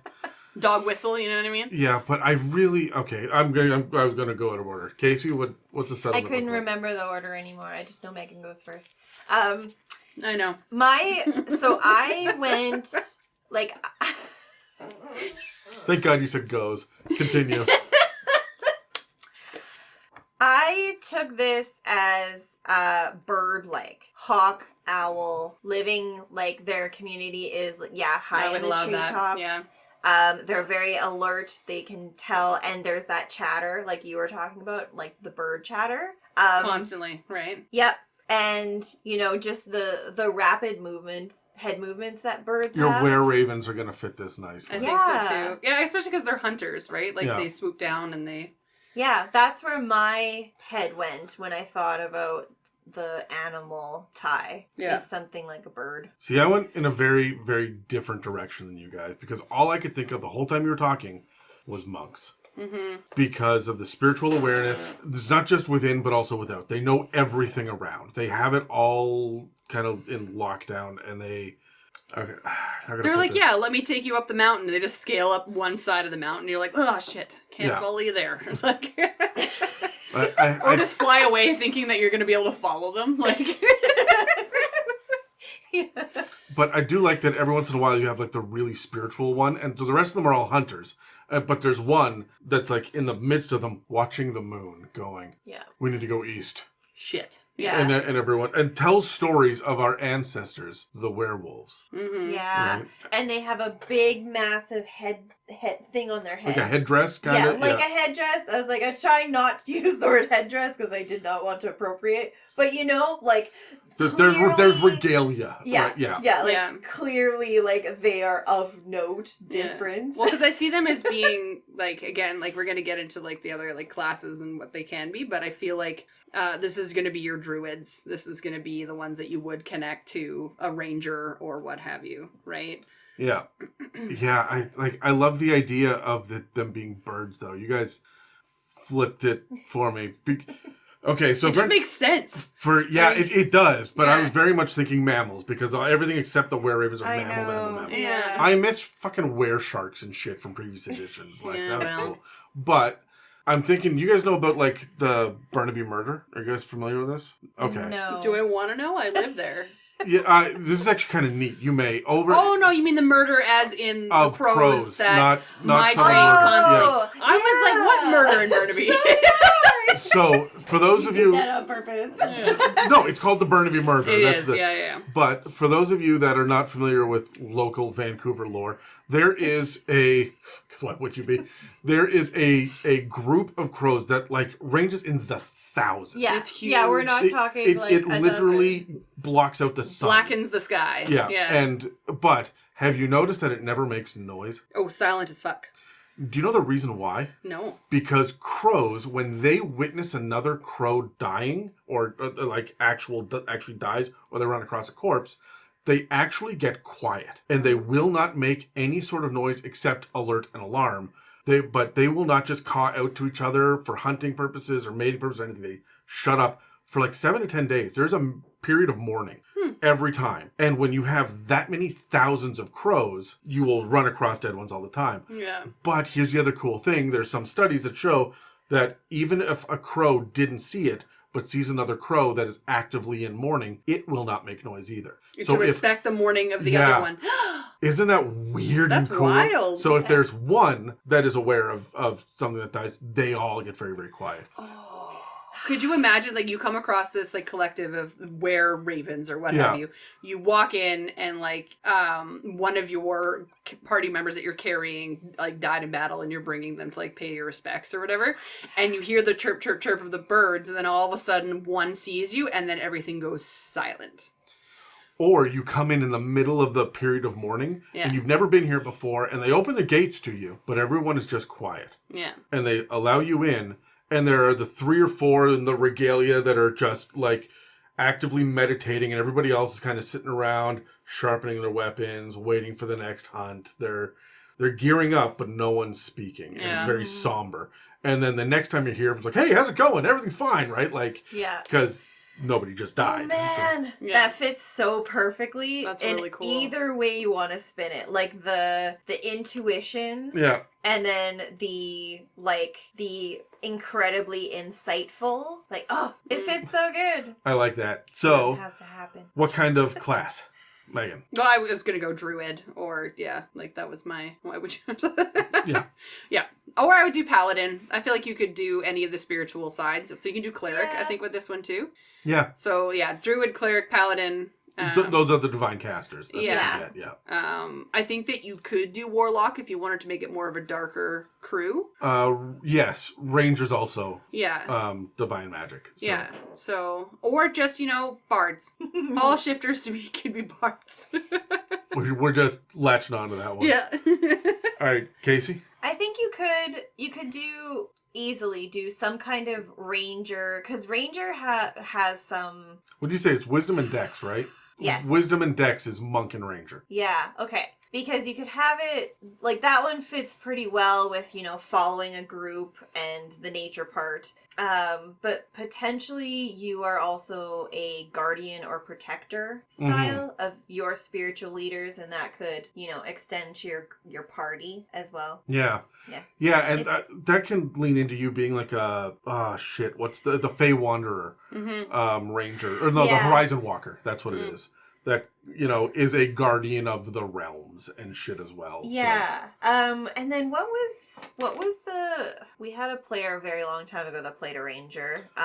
Aeronith was a Horizon Walker. Was she? Because she was a hunter right off the bat. And then I gave her the ability through magical bullshit to change her subclass. And because we all got our subclasses in Curse of Strahd, but we were no longer doing that shit. So a whole bunch of books just became available. Like, there's a lot of publications that came out in the meantime. And I'm like, hey, everybody, here's an opportunity if you don't like your character build. If it's not as mechanical as you want, or you were a new player and you've learned since, what do you want to do? And so she ended up swapping over to Horizon Walker. Okay. And that was where all that Misty Step, I shoot and teleport and all that and shit. she did some transformation stuff. Like she could... Yes. Or summon. She could No, summon she was summoning. That's things. what it was. Yeah. Interesting. But this also reminded me of her character that she had. Yeah. As the ranger. Which is not what you expect from a ranger as well. Like, well, it's a more spiritual ranger, it's all. Yeah. Well, they have magic. Yeah. Yeah. So, like, they could. I just don't see, with the exception of Warlock or Sorcerer, you could always be Sorcerer. Anyone can be a Sorcerer. That's what they're for. But, like, I'm not... Well, Harry Potter. I'm not catching Wizard or Yeah. Artificer vibes off this. Even Paladin feels a little off to me. That the level of the oath, like Yeah. if it was about chivalry, but at that point I would play a samurai fighter, right, as opposed to a paladin, right? So I think Fair that enough. fits really well. Do you have any role playing hints?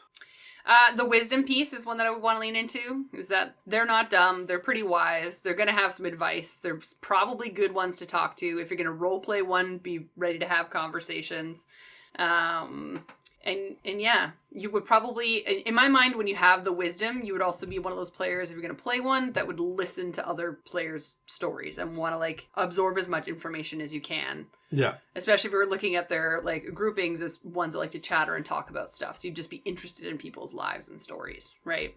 So. Yeah, I feel like Lore Bard is a good fit. You've sold me on Bard for this one. You're welcome! I'm not, I don't see it for the other ones, but you sold me for this one. That's fine. But yeah, I like the idea of Lore Bard, where they're just, like, gathering story. Because they would travel far. If we're going with the Were Raven bird style, like, they would fly far, right? And they would travel far, and they would go long distances faster than any of the other ones. Yeah. So it just makes sense that they're travelers or wanderers, too. Yeah, and I don't think you, like, because they also have this, like, 30-foot range where nothing has advantage against them, I don't think they would shy away from confrontation. They, like, if something's coming right up to them, it's like, okay, like, we will continue walking towards each other. Or whatever, like, they're not going to, They're not going to keep be 10-foot concerned. distance Yeah. just because. But I also think that they're wise enough to not start shit either. Yeah. Yeah. They're kind of They're gonna like wait. throw the first punch and see what happens kind of thing. Because I can dodge it. Or, yeah. And so groups that are going to try and, like, take advantage of that, like, oh, keep your attention here while this guy comes from the side. It's like, nope. Sorry, friend. Yeah. Good try, though. My hint for these guys, because we've gone into the Were-Raven side. Okay, first of all, if you're going to go with the dog side, then I like the idea of anytime that somebody says anything wolfy about you, because it is werewolf background. Yeah. That's racist. We're not all like that. We're not all brutes. My great-great-uncle was a Cocker Spaniel. So, it's, Yeah. And Mom, Greyhound. Yeah. But when it comes to, like, Chihuahua. whenever I want to play with were-ravens at all, I want to add Kenku and Aarakocra and Owlins and have it be Yeah. more than just were-raven and have it be almost like were-avian, Yeah. right? So Yeah. that you can have different feels. And that's the thing that we've kind of skipped over in this episode is all shifters blend together. Yeah. Right? So in a shifter community, you would have some of each of these all mixing together, serving their own role, right? Yeah. In the Yeah. community. We're kind of separating them for the sake of being creative with each one. Yeah, But- so when you come across a conclave of this kind, so Yeah. but yeah, I just love the idea of there being like, and Kenku too, who can only they can't speak their own language, they can only mimic what others Yeah. have said, what they've experienced themselves. So them just like whistling in the distance to communicate, and then the were-ravens come. Yeah. Right? But again, these guys don't have wings. They're hunters. It's just their hair is thicker and they've got like black feathers like sewn into their hair and shit. Yeah. Like it'd be really cool to see these guys in action. Yeah. And then, like, the spiritual leader could be more like the Owlin. Yeah. Maybe that's too on the nose, but I like it where it's like, you The know. old wise owl of the group. Yeah. That's fair. Protect at all costs kind of thing. You walk up to the spiritual leader who doesn't have a face, and then his head turns 180 degrees and he looks at you. Yeah. Gross. No, not having a hoot with that one? No hoots are had. All right, so the last one I'm going to talk about is the Swiftstride. So these are the opposite of the last one I talked about with the Longtooth, where they're canine. These ones are actually considered to be more feline in trait and in nature. So a little bit more class and a little bit more grace. A little bit more attitude. A lot more attitude, actually. Oh, good. The Miakas of the shifters. So basically, to go with that, they have a +2 to Dex and a +1 to Charisma. So again, it kind of adds to their gracefulness as well as their ability to just have a little bit more classiness. And they're proficient in acrobatic skills. And the good things that you get from them is that your walking speed increases by 10. And you can also use a reaction to, anytime someone enters your space, so like within 5 feet. You get to move 10 feet away without taking an opportunity attack as a reaction. This was the one that Charlie was. Yeah, this sounds more like a Charlie option. Yeah, this absolutely, because he was too fast and was fucking around. That's the thing, like, and my note here is, like, this really actually just shows off the fact that they're lightfoot in nature like a cat and adds to the fact that they're called a Swiftstride, so that makes sense. They just move around the battlefield quite quickly. Yeah. So now add that into being, like, a monk or something that also has benefits to their speed. The swashbuckler. Yeah. That's what Charlie was. Yeah, He's a swashbuckler. he combined all of the ridiculous shit like that. Yeah. So, I mean, to be fair, I did that with my monk with my speed. I said, what gives me speed? All of these things? Great. I can now run fucking across a football field in 1 round. Thanks. Oh, I'm disappointed. I thought you said, I can now run fucking. I mean... But get up to speed. It's because of those thick thighs. It's the thick thighs. They save lives, Casey. That's pretty much it about the Swiftstrider itself. There's nothing really, again, there's nothing different in, this was from Eberron, there's nothing different in the other book. It was more along the lines, they just removed the acrobatics proficiency, and then the dex and the charisma. They took that out. Yeah. But the speed part is added. Sorry, no. The walking speed doesn't increase, but the fact that they have like their ability to move out of the space, I think, is still in there. Okay. Yeah. I think it is just someone moves into your space, you can scooch out. So we've had acrobatics, athletics, intimidation as the skills that we've been given, right? Yeah. Across them all. Which one was the one for the Wildhunt? What skill did Wildhunt get? Survival. Okay. So in Monsters of the Multiverse, it no longer lists it under the sub-race. Mm-hmm. It says any one of them can be proficient in any of one of the following: athletics, acrobatics, intimidation, or survival. There you go. So that takes away the uniqueness of it. Yeah. But, yeah. Flavor text is what they created. Womp womp. Not a fan. Not a fan. Yeah. So tell me, what would their settlement look like? So very organized and clean. Like, this is the one that, like, the society runs. They have a chore board on the wall. Like, they have, like, there's probably a hierarchy here of, like, who runs it. And then there's a guard and so on and so forth. They would probably, in my mind, actually be within the city, not necessarily on the outskirts. I feel like because of their cleanliness and what they bring to society would be, you know, like useful, so people just wouldn't bother them. They probably own brothels and own other things that bring a lot of money into the economy. It's funny, I was thinking like if they were going to be a rogue, they would be like a Bond girl spy, right? Like it could be spies, like a little group of spies that like just they exist under like a guise of a different like investigators group or what have you. But I don't see them being on the outskirts. I see them being involved in the economy and involved in society. So they would be within city walls. Just because of, I feel how much they would want to blend in and how much better they think they are. Okay. Than other people. Again, I believe that comes with their charisma, right? They feel like they belong in society. Yeah. I have like 2 ideas for these. I have one that they are like the bookkeeper. They're the library. Yes, they like things organized, like you said, but quiet and calm. And that's kind of, you know that they live there, but you don't necessarily have any idea how many there are because they just kind of lurk and are like disappear and reappear in the area that they live in. Yeah. There could be 10, there could be 50. You don't really know. Yeah. And they I feel like they would only shift when they're around other ones of their likeness. Like they would only shift when they're at home in their comfort, but when they leave home, they like blending in. So they just, they live and operate as just regular. do their thing. And then when they come home to relax is when they just let go and they just shift into... Yeah. And their house would have lots of, like, large windows that have cast light on the ground. I love you're going with the sunbeam route here. Yeah, they would love a good sunbeam. So they would just lounge all together. They grow catnip in the backyard. Yeah. I just assume there's lots of rugs and curtains. Like, I'm getting a huge... Shredded curtains, though. No. Shredded curtains. Not where we're going like feral cat. Like, you like, we're... No, I was thinking almost like Arabian palace feel. Like the Persian rug style. Yeah, that's kind of where I was going with this. Yeah. Like a mummy palace. Yeah. God, because this, like, what is the Pharaoh's sons? What is that fucking adventure that I'm trying to think of? I don't remember. Anyways, there's the Egypt one. The Egypt D&D adventure? Yeah, there's like a Pharaoh's something or other, isn't there? There is one of the domains of dread is incredibly like Egyptian inspired. Yeah, we talked about it in the Undead campaign. Yes. Yeah. 1 sec. Yeah, now you know what I'm thinking of. Yeah. It is not the adventure. It's a whole. Like it's a location. It's a whole location. Yeah. Give me 1 sec. Yeah. It is in Kalakari is what it's called, and it has.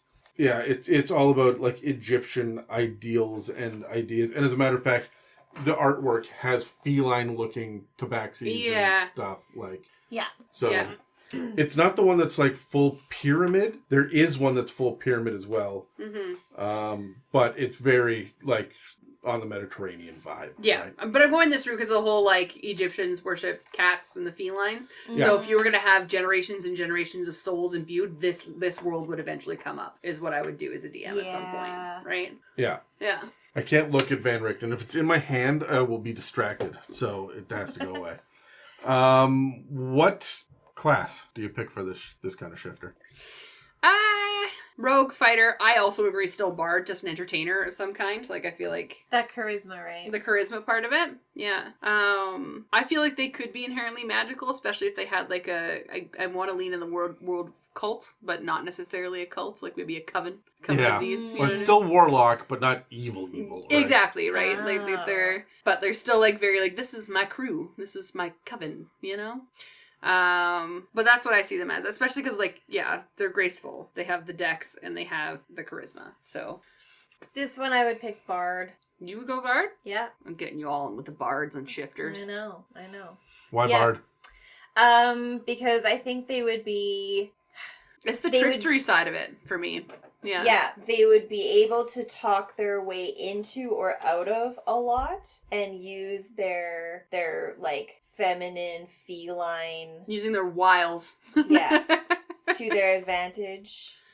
Is this the only one that screams feminine? It does. To me, yeah. Is that because all dogs are boys and all girls are... and all cats are girls? No, but like, no, that's the freaking stereotype. Like, is that the vibe we're getting here? Maybe.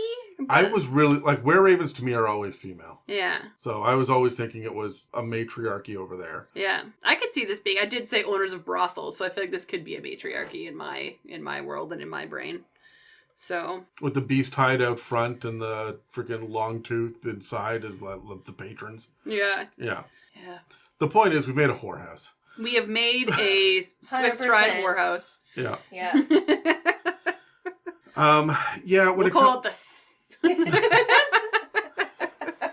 When it comes to the different classes, again, Artificer doesn't feel right. No. Wizard doesn't feel right. Mm-mm. I'm not getting Paladin off of these guys either, or Cleric. The only way I could see it being Paladin is if they were like...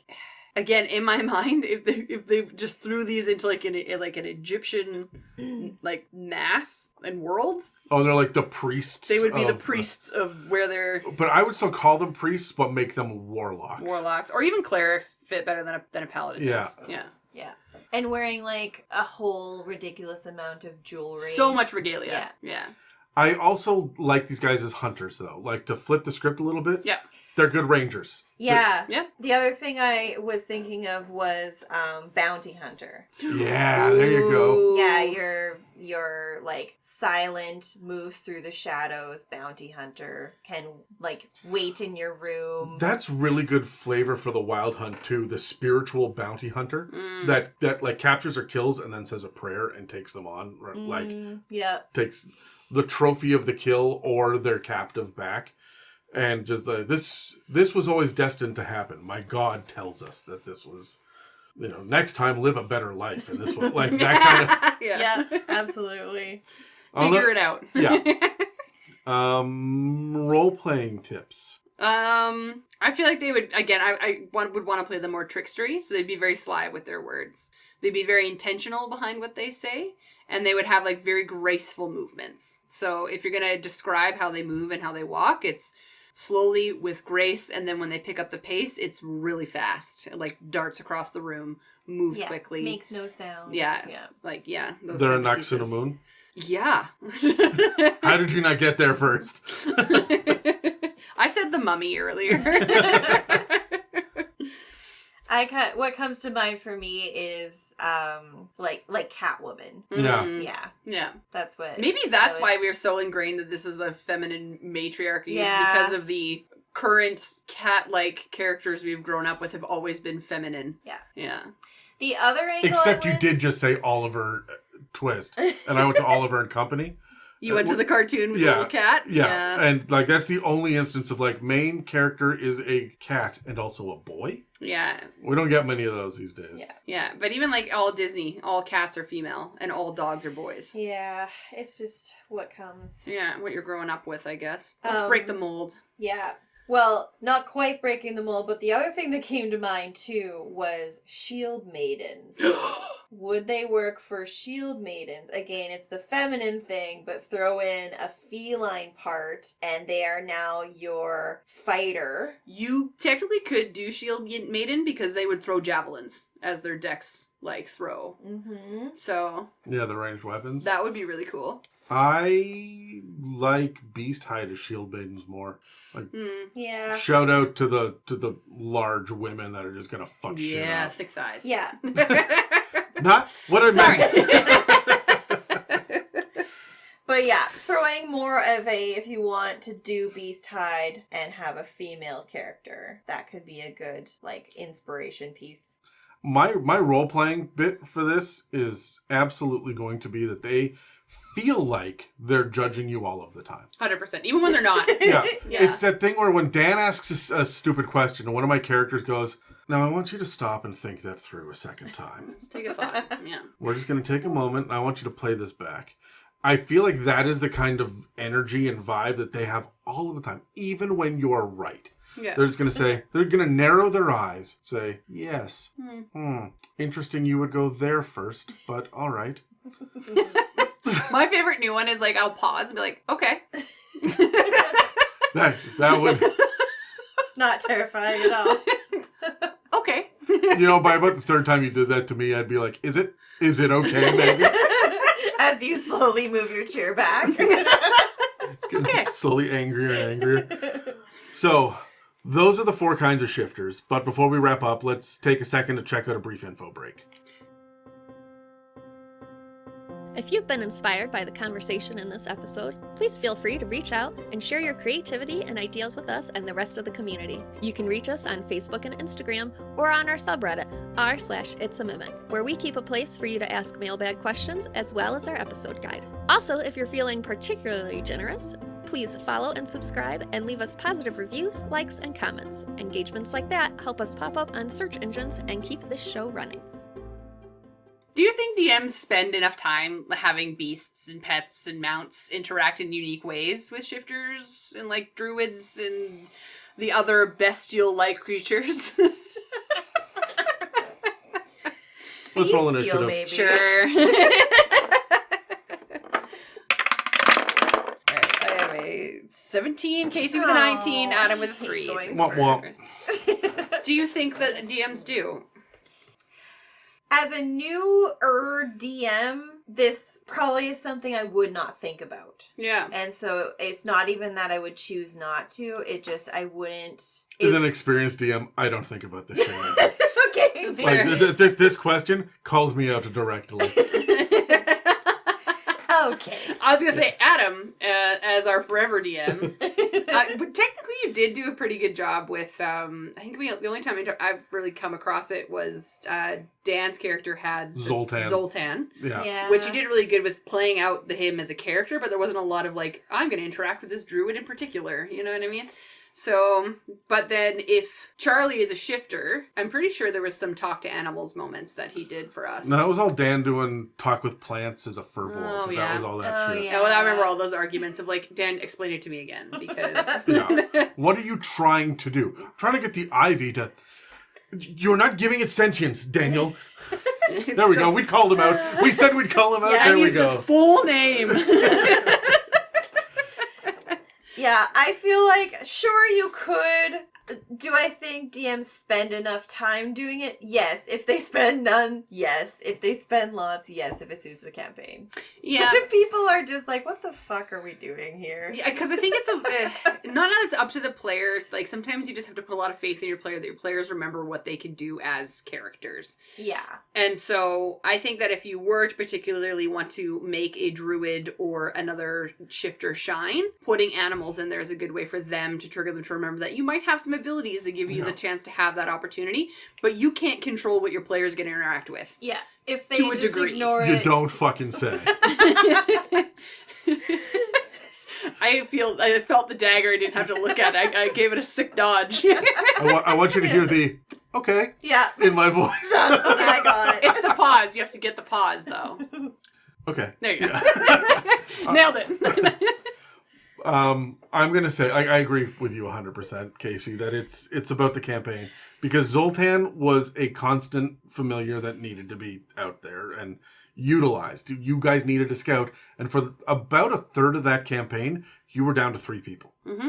When Charlie would show up with Zale, who was his water genasi, yeah. who had we decided that his eyes were made entirely of liquid, and they actually were little portals to a very small underwater pocket dimension where he had a little octopus living in it. Yeah. It would crawl out of his eye every once in a while. And his name was Steve. But that never came up because we didn't interact. Every once in a while, the octopus would stick his head out in a cute little moment, and that was it. Yeah. When we have the campaign that we're in right now, I've got a couple of things going on with, as far as animals go. You and Mieka have pet dragons. We do. Which was a secret for the longest time. So we were talking about that on the DL, but the moment everybody found out, you then left them. Yeah. Right, so we haven't had a chance to go back and deal with those. But Mieka also has a familiar. She has a Tressum who's always forgotten about, right? Who's just never really been present in anything except, oh yeah, and my cat's with me, right? And that's how we've played that. Until Mieka and I are in a one-on-one, when she goes back to Maryland, we're playing online, that Tressum has full-blown fucking character. Yeah. Right? Because it can have spotlight now. Mm-hmm. But at this point, we have 6 players at the table. And I think Dave's got a homunculus as well. Yep. Right? And like we just don't have time in initiative and We in a literally jam NPCs into magical portals so we don't have to interact with them for a short period of time. Yeah.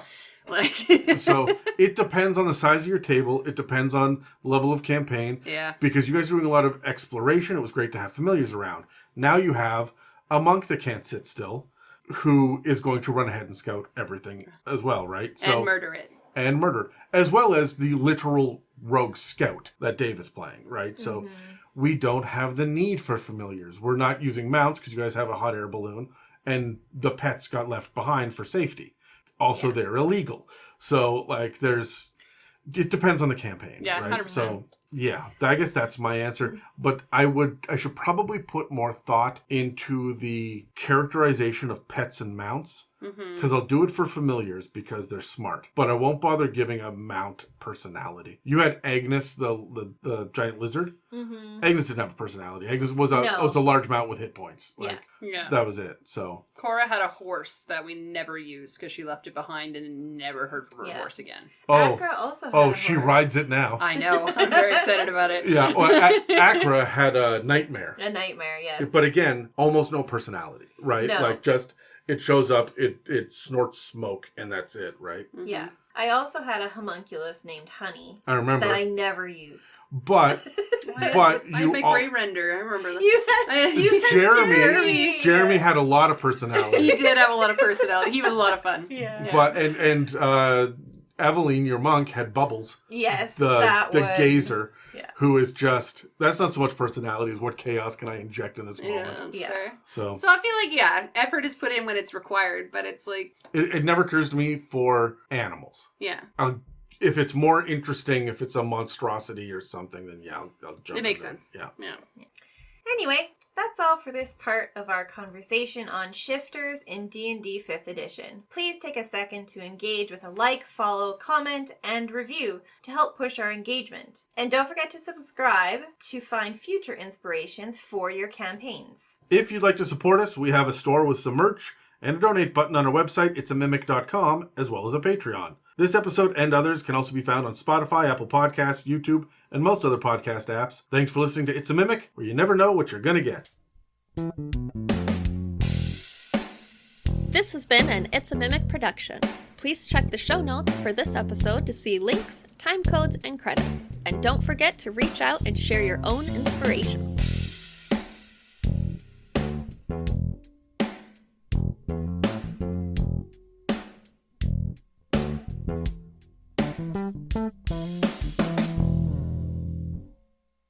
Team Edward or Team Jacob? That's the only fucking thing I know about Twilight. Okay. Pop off. But I'm here to listen. I need to hear it. I will No, say hold mine- on. Roll initiative.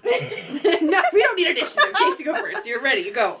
Okay, so... I feel like you've been holding this in for years, and this is your finally your platform. Here we go. Okay, reading the books, absolutely Team Edward. Watching the movies, absolutely Team Jacob. So, reading the books, Team Edward. Elwyn, Team Jacob. It's always been her and I's. Oh. Yeah, we'll fight about it on a regular basis. Watching the movies, Team Bella's dad. Yeah, that man. That mustache.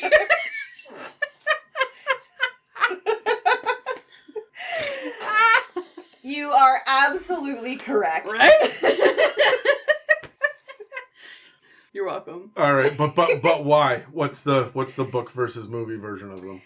Well, The book makes Edward turn out to seem more relatable as a good partner, and then in the movie he's a total dick. he's a complete asshole. I'm like, why is she even attracted to him? We're all questioning, like, what is happening here? Yeah, like, Plus, yeah. you understand the timeline a little bit more when you watch the movie, and then you realize how quickly things happen, and so it just gives you a bit of an ick. Yeah. So then it kind of shifts your perspective to be like, well, I mean, Jacob was the guy that legitimately took the time. To meet the baby and fall in love? Well, that's a whole different story. That's the only other thing I know is bad CGI baby. Yeah, they didn't actually fall in love. That's not how that works. He just imprinted. It's different. That's grooming? Well, It's like... It's protector versus partner. Yeah, his job is Future to keep her partner. alive. Yeah. Okay. So it's like guardian, forever guardian. So it's not a romantic thing? It doesn't have to be, no.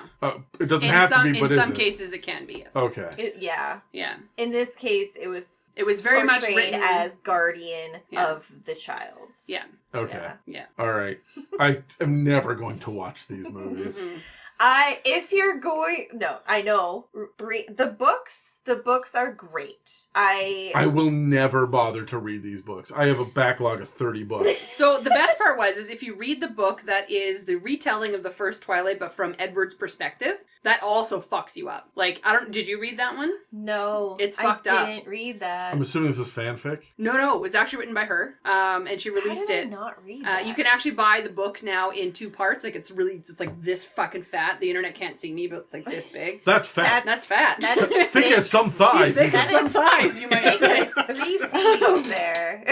And 1/2 is the original, and then when you flip it, it's his perspective. Oh, okay. So you can actually read it chapter by chapter to see his perspective and her perspective. And he was legitimately just thinking, I'm going to kill this bitch for like the first half of the book. Like, so it's a very different way to read it. Because I feel like a lot of people are thinking that for the entirety of the movie. Yeah, like that's more the movie vibe. But Bella was specifically written in those novels to be the most relatable character to all females within the age of 13 to 20. And I was of prime age when that book came out to read that book. Because she was written to be so generic that anyone could, like, you know, relate and, as a weird, awkward teenager. And, like, yeah, it's just, it was written specifically really well for teens to read and become obsessed with. And I was a prime age, and that's my defense against the fact that I freaking love Twilight, and I will rewatch those movies twice a year. Do you think that, okay, I've come around to both of the main actors. When they first came out, I was like, these people suck. Yeah. But both of them are like, if they're in a movie, I will check it the fuck out. Yeah. They're pretty fucking solid.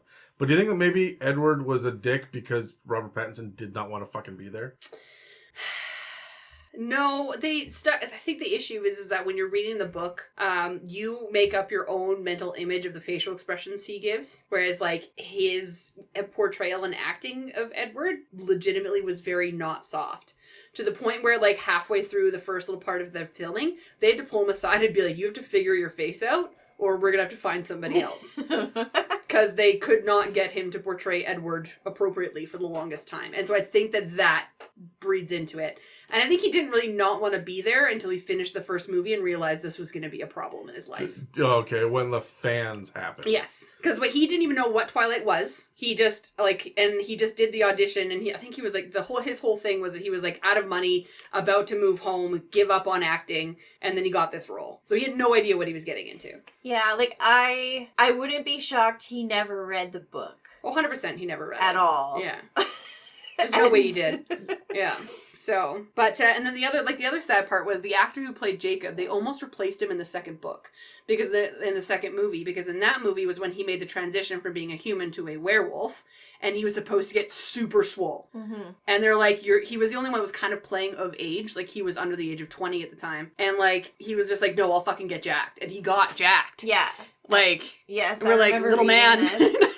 And they were like, okay, sure. Like, and he knew he was only cast for the first movie. Yeah. Because they needed to switch to somebody beefier. Yeah. And then when it came to that time, his manager or whatever was like, no, we'll do it. Was like, you should actually look at him and then make your decision. Yeah. And they were like, okay. Yeah. You did. Well, they fired the original director of the first one.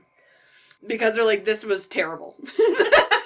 So they fired her and found someone else. And that's why there's such a drastic difference in that weird blue hue that you see in the first movie. And they got rid of that for the rest of the series. They were like, and it became a normal movie. But to be fair, that the first one came out in the era of green or blue haze in every fuck. The first Underworld, every Matrix. That's what I thought. But it's now known as like the weird Twilight blue, to the point where they have made filters of it that are labeled the Twilight blue or like the Twilight hue or whatever.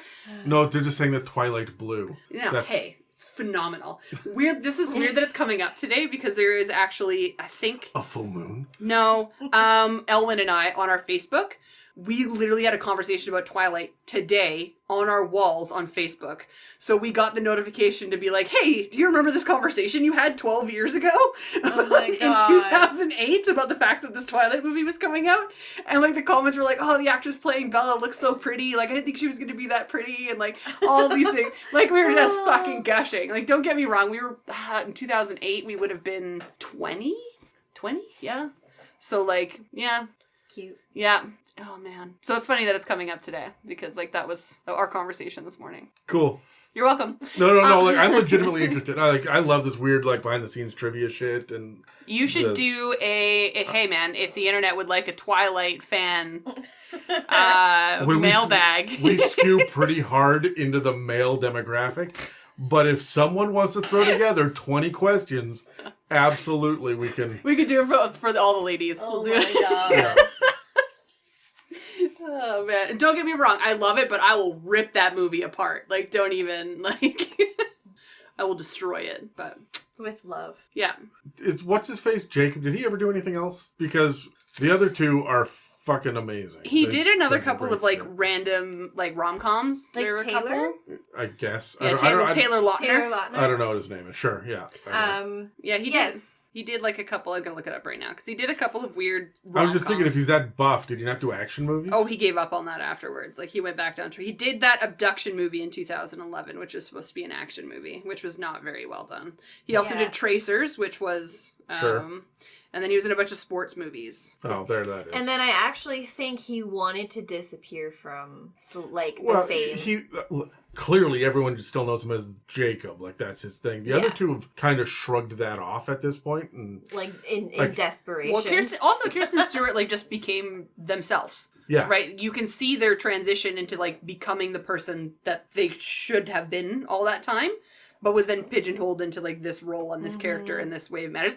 And, like, gay panic, I love Kirsten Stewart now. Like, I was really iffy, and then I saw Underwater, and I went, oh, I have missed the boat on this shit. Yeah. This is fucking amazing. And yeah, one of my favorite female action stars, weirdly enough, because I think that her character in Underwater goes shoulder to shoulder in attitude with Sarah Connor and Ellen Ripley. Yep. And Okay. like, Maybe I haven't seen that. yeah, buff heroine, like, just, she, great work. Oh my just God. time to go to fucking work. Yeah. Right. Okay. Yeah. No, I gave up on her because she did some really bad, I think it took her a little movies. while. and I'm like, I can't. I think she was cast in really bad movies. They would only take her in those. So she did a bunch of indie stuff and then started to come into her own. And Yeah, she's- there was the movie Happiest Season that came out in 2020, which is basically about like a another like gay panic going to visit your family for the holidays and trying to pretend that I you're just not. watched that. Very this, good. This season. She also It's good. played Diana in Spencer, like Princess Diana. Phenomenal, yeah. absolutely phenomenal. I don't give a shit about the royal family. Me neither, but it was it was great. Okay. It was phenomenal.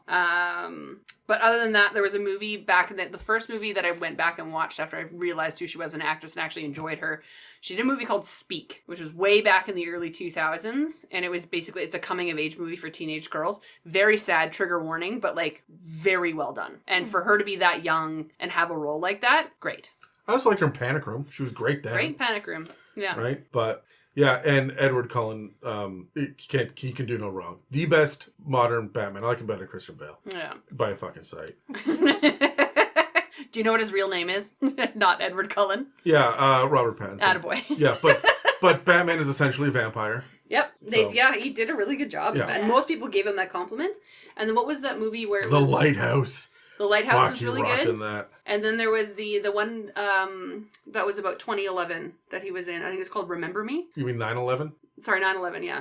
Yeah. No, yeah, September 11th. Yeah, Right? yeah. Sorry, no, what did I say? You said 2011. 2011. Oh, you're off by 10 years. You're off, Megan. Figure it out. Math is hard. It's after 10. But We're that was a okay. really well done movie. Spoilers. It's like one of those movies you go into it not realizing that's what it's about. Oh, was he in that one? That one's famous for He's- just doing yeah. the rug pull. He's the main like love interest male, and then the last scene is him standing in the tower when it gets hit, and you just don't know you don't know that that's what the movie's about until that happens, and it's the last scene. I've heard that people Oh, were man. pissed. I didn't know that was him. It's him. That movie's famous. So good. Yeah. Is I've it not good seen it. despite the twist? Yep. No, it's a love story. Like it's Okay. all about his love story and then his battle with his father. Him and his father don't get along, kind of thing. And like so, it's him trying to reconcile with not only his family but then like have this love interest. And it's a rom-com. It's kind of like a rom-com serious thing until that last scene, and you're like, oh, because it's like that point where he was about to reconcile everything. Yeah. He was in the tower to go see his dad to figure his life out, and that's Well, Yeah. I'm glad that there's like that snapshot, and when tragedy happens, it's unexpected and catches everybody off guard, and you can't plan it and make a movie about it, and it doesn't seem as exploitative as all those other 9/11 movies that have been just raw America, yeah. or look at the horrors of the. Man, that was less than 20 years ago, right? When those movies are coming out, that's too soon. Yeah. But it's. I'm glad somebody just made a movie that's just. I would like more of that shit. I would like to have a like hard-boiled, solid like Wall Street like political kind of economic like just a drama that gets interrupted in the last 10 minutes by the Cloverfield monster. Like we just need more shit like that. It just takes place in that universe. Yeah. It's just a different part of the world where it's Yeah. just an average day. Yeah. And it just ends with, like, that happening. Oh, man. That'd be hilarious. I love that. Because they did that in Split. Split was so good. Split was really good. Because what's the all three of them? It's Unbreakable was my absolute favorite movie for a little while. Oh, so good. Yeah. And then Split, I'm like, that's cool. And then they started playing the music during that pan in the cafe. Mm-hmm. I literally stood up in the theaters. Yeah. And then Glass, we don't talk about. Yeah. Such a letdown.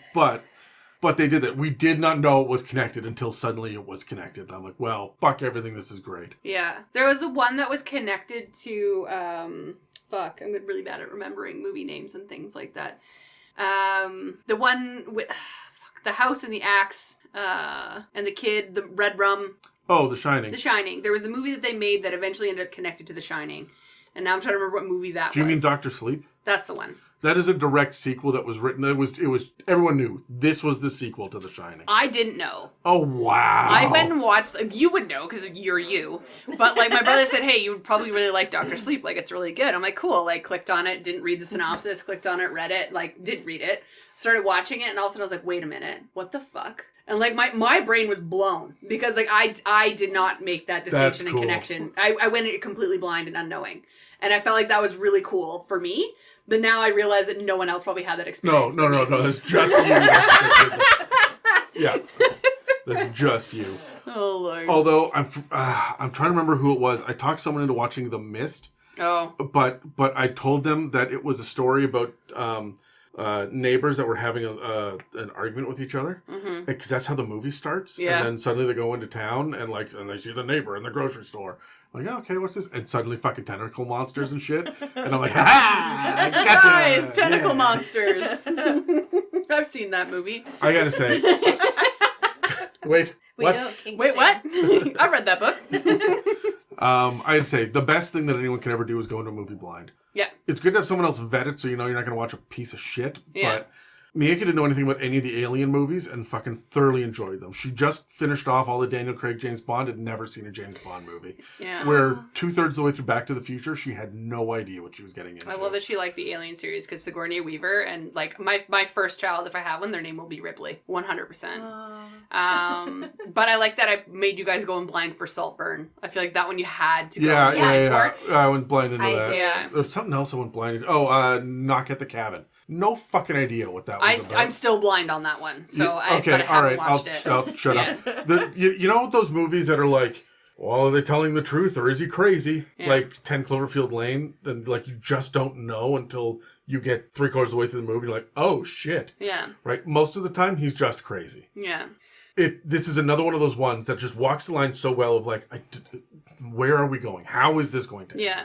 And that was kind of like, so Katie and I went in blind for Yellow Jackets, the series, which is the group of girls soccer team airplane crashes in the middle of the forest. They have to live there for almost a year before they get found. And it's all about them going feral. It's very like Lord of the Flies bullshit. Sure. So I go into it thinking Lord of the Flies bullshit, but then weird spiritual shit starts to happen. Cool. And it draws that line between of like, are they just going crazy and they're starving so they're seeing these things, or do they actually exist? Nice. But then half of the series is also them as now adults after they've survived and living regular lives and still experiencing stuff. So it's like, how much is spiritual? How much is actually happening? Like, it's so good. So if you've never watched Yellow Jackets, watch it. Yeah, I should watch that one. The other one, if you haven't seen it, is Legion. I've not watched Legion. I will say nothing about it, but you should watch Legion. Will do. It's only 3 seasons and they're short, like 10 episode seasons, but it is such a mindfuck. And Aubrey Plaza's in it. Okay. For absolutely no reason. Fair. It is not a fucking thing I would expect her to be in. Oh, Lord. And she's great. It's fucking great. Anyway. We should just start like a movie TV series podcast or something. I have threatened that so many times. Let's be one of the other 10 million. That's actually this is yours. This is mine. Thank you. You're so blessed to have us. Oh, is that In this episode of the It's a Mimic podcast, this panel of Dungeon Masters will be sitting down to look at the bestial of the player's options.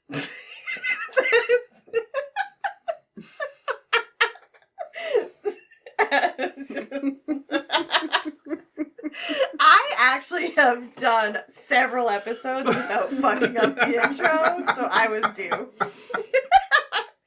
It's her turn. In this episode of the It's a Mimic podcast, this panel of Dungeon Masters will be sitting down to look at the bestial of the player options presented in Eberron, Rise of the Last War. Why do you do this to I love me? it when we emphasize words we don't quite know. It's always just like, bestial. Also, it's rising from the last war. Eberron, rising from the last war. I'm trying so hard. Yeah, I'm sorry. I'm not going to make eye contact. You go when you're ready. Just make a quick chair noise. Gonna look at my laptop. Are you gonna say it again or no? Oh, you need. I wasn't gonna do it again. Fuck you guys. You get what you get now at this point. Sorry. Okay. The bestial. It is bestial, right? Just do Eberron rising from the last war. Eberron, rising from the last war. Good luck editing that. All right, Megan, what do you got? What's your first one? Okay, so... Oh, no, wait, hold on. Oh, we're gonna ask questions? We're going to ask questions. I got discombobulated Adam, because I got confused. figure your life out. I don't even know who I am right now. What year is that? Bestial, Adam. Bestial. Bestial? Skeletal. I'm starting to feel like the worst deal of it, though. Let's roll I'm initiative. like neutral of it all. Well, that's it. Fly, my little dragons. Have a fantastic day.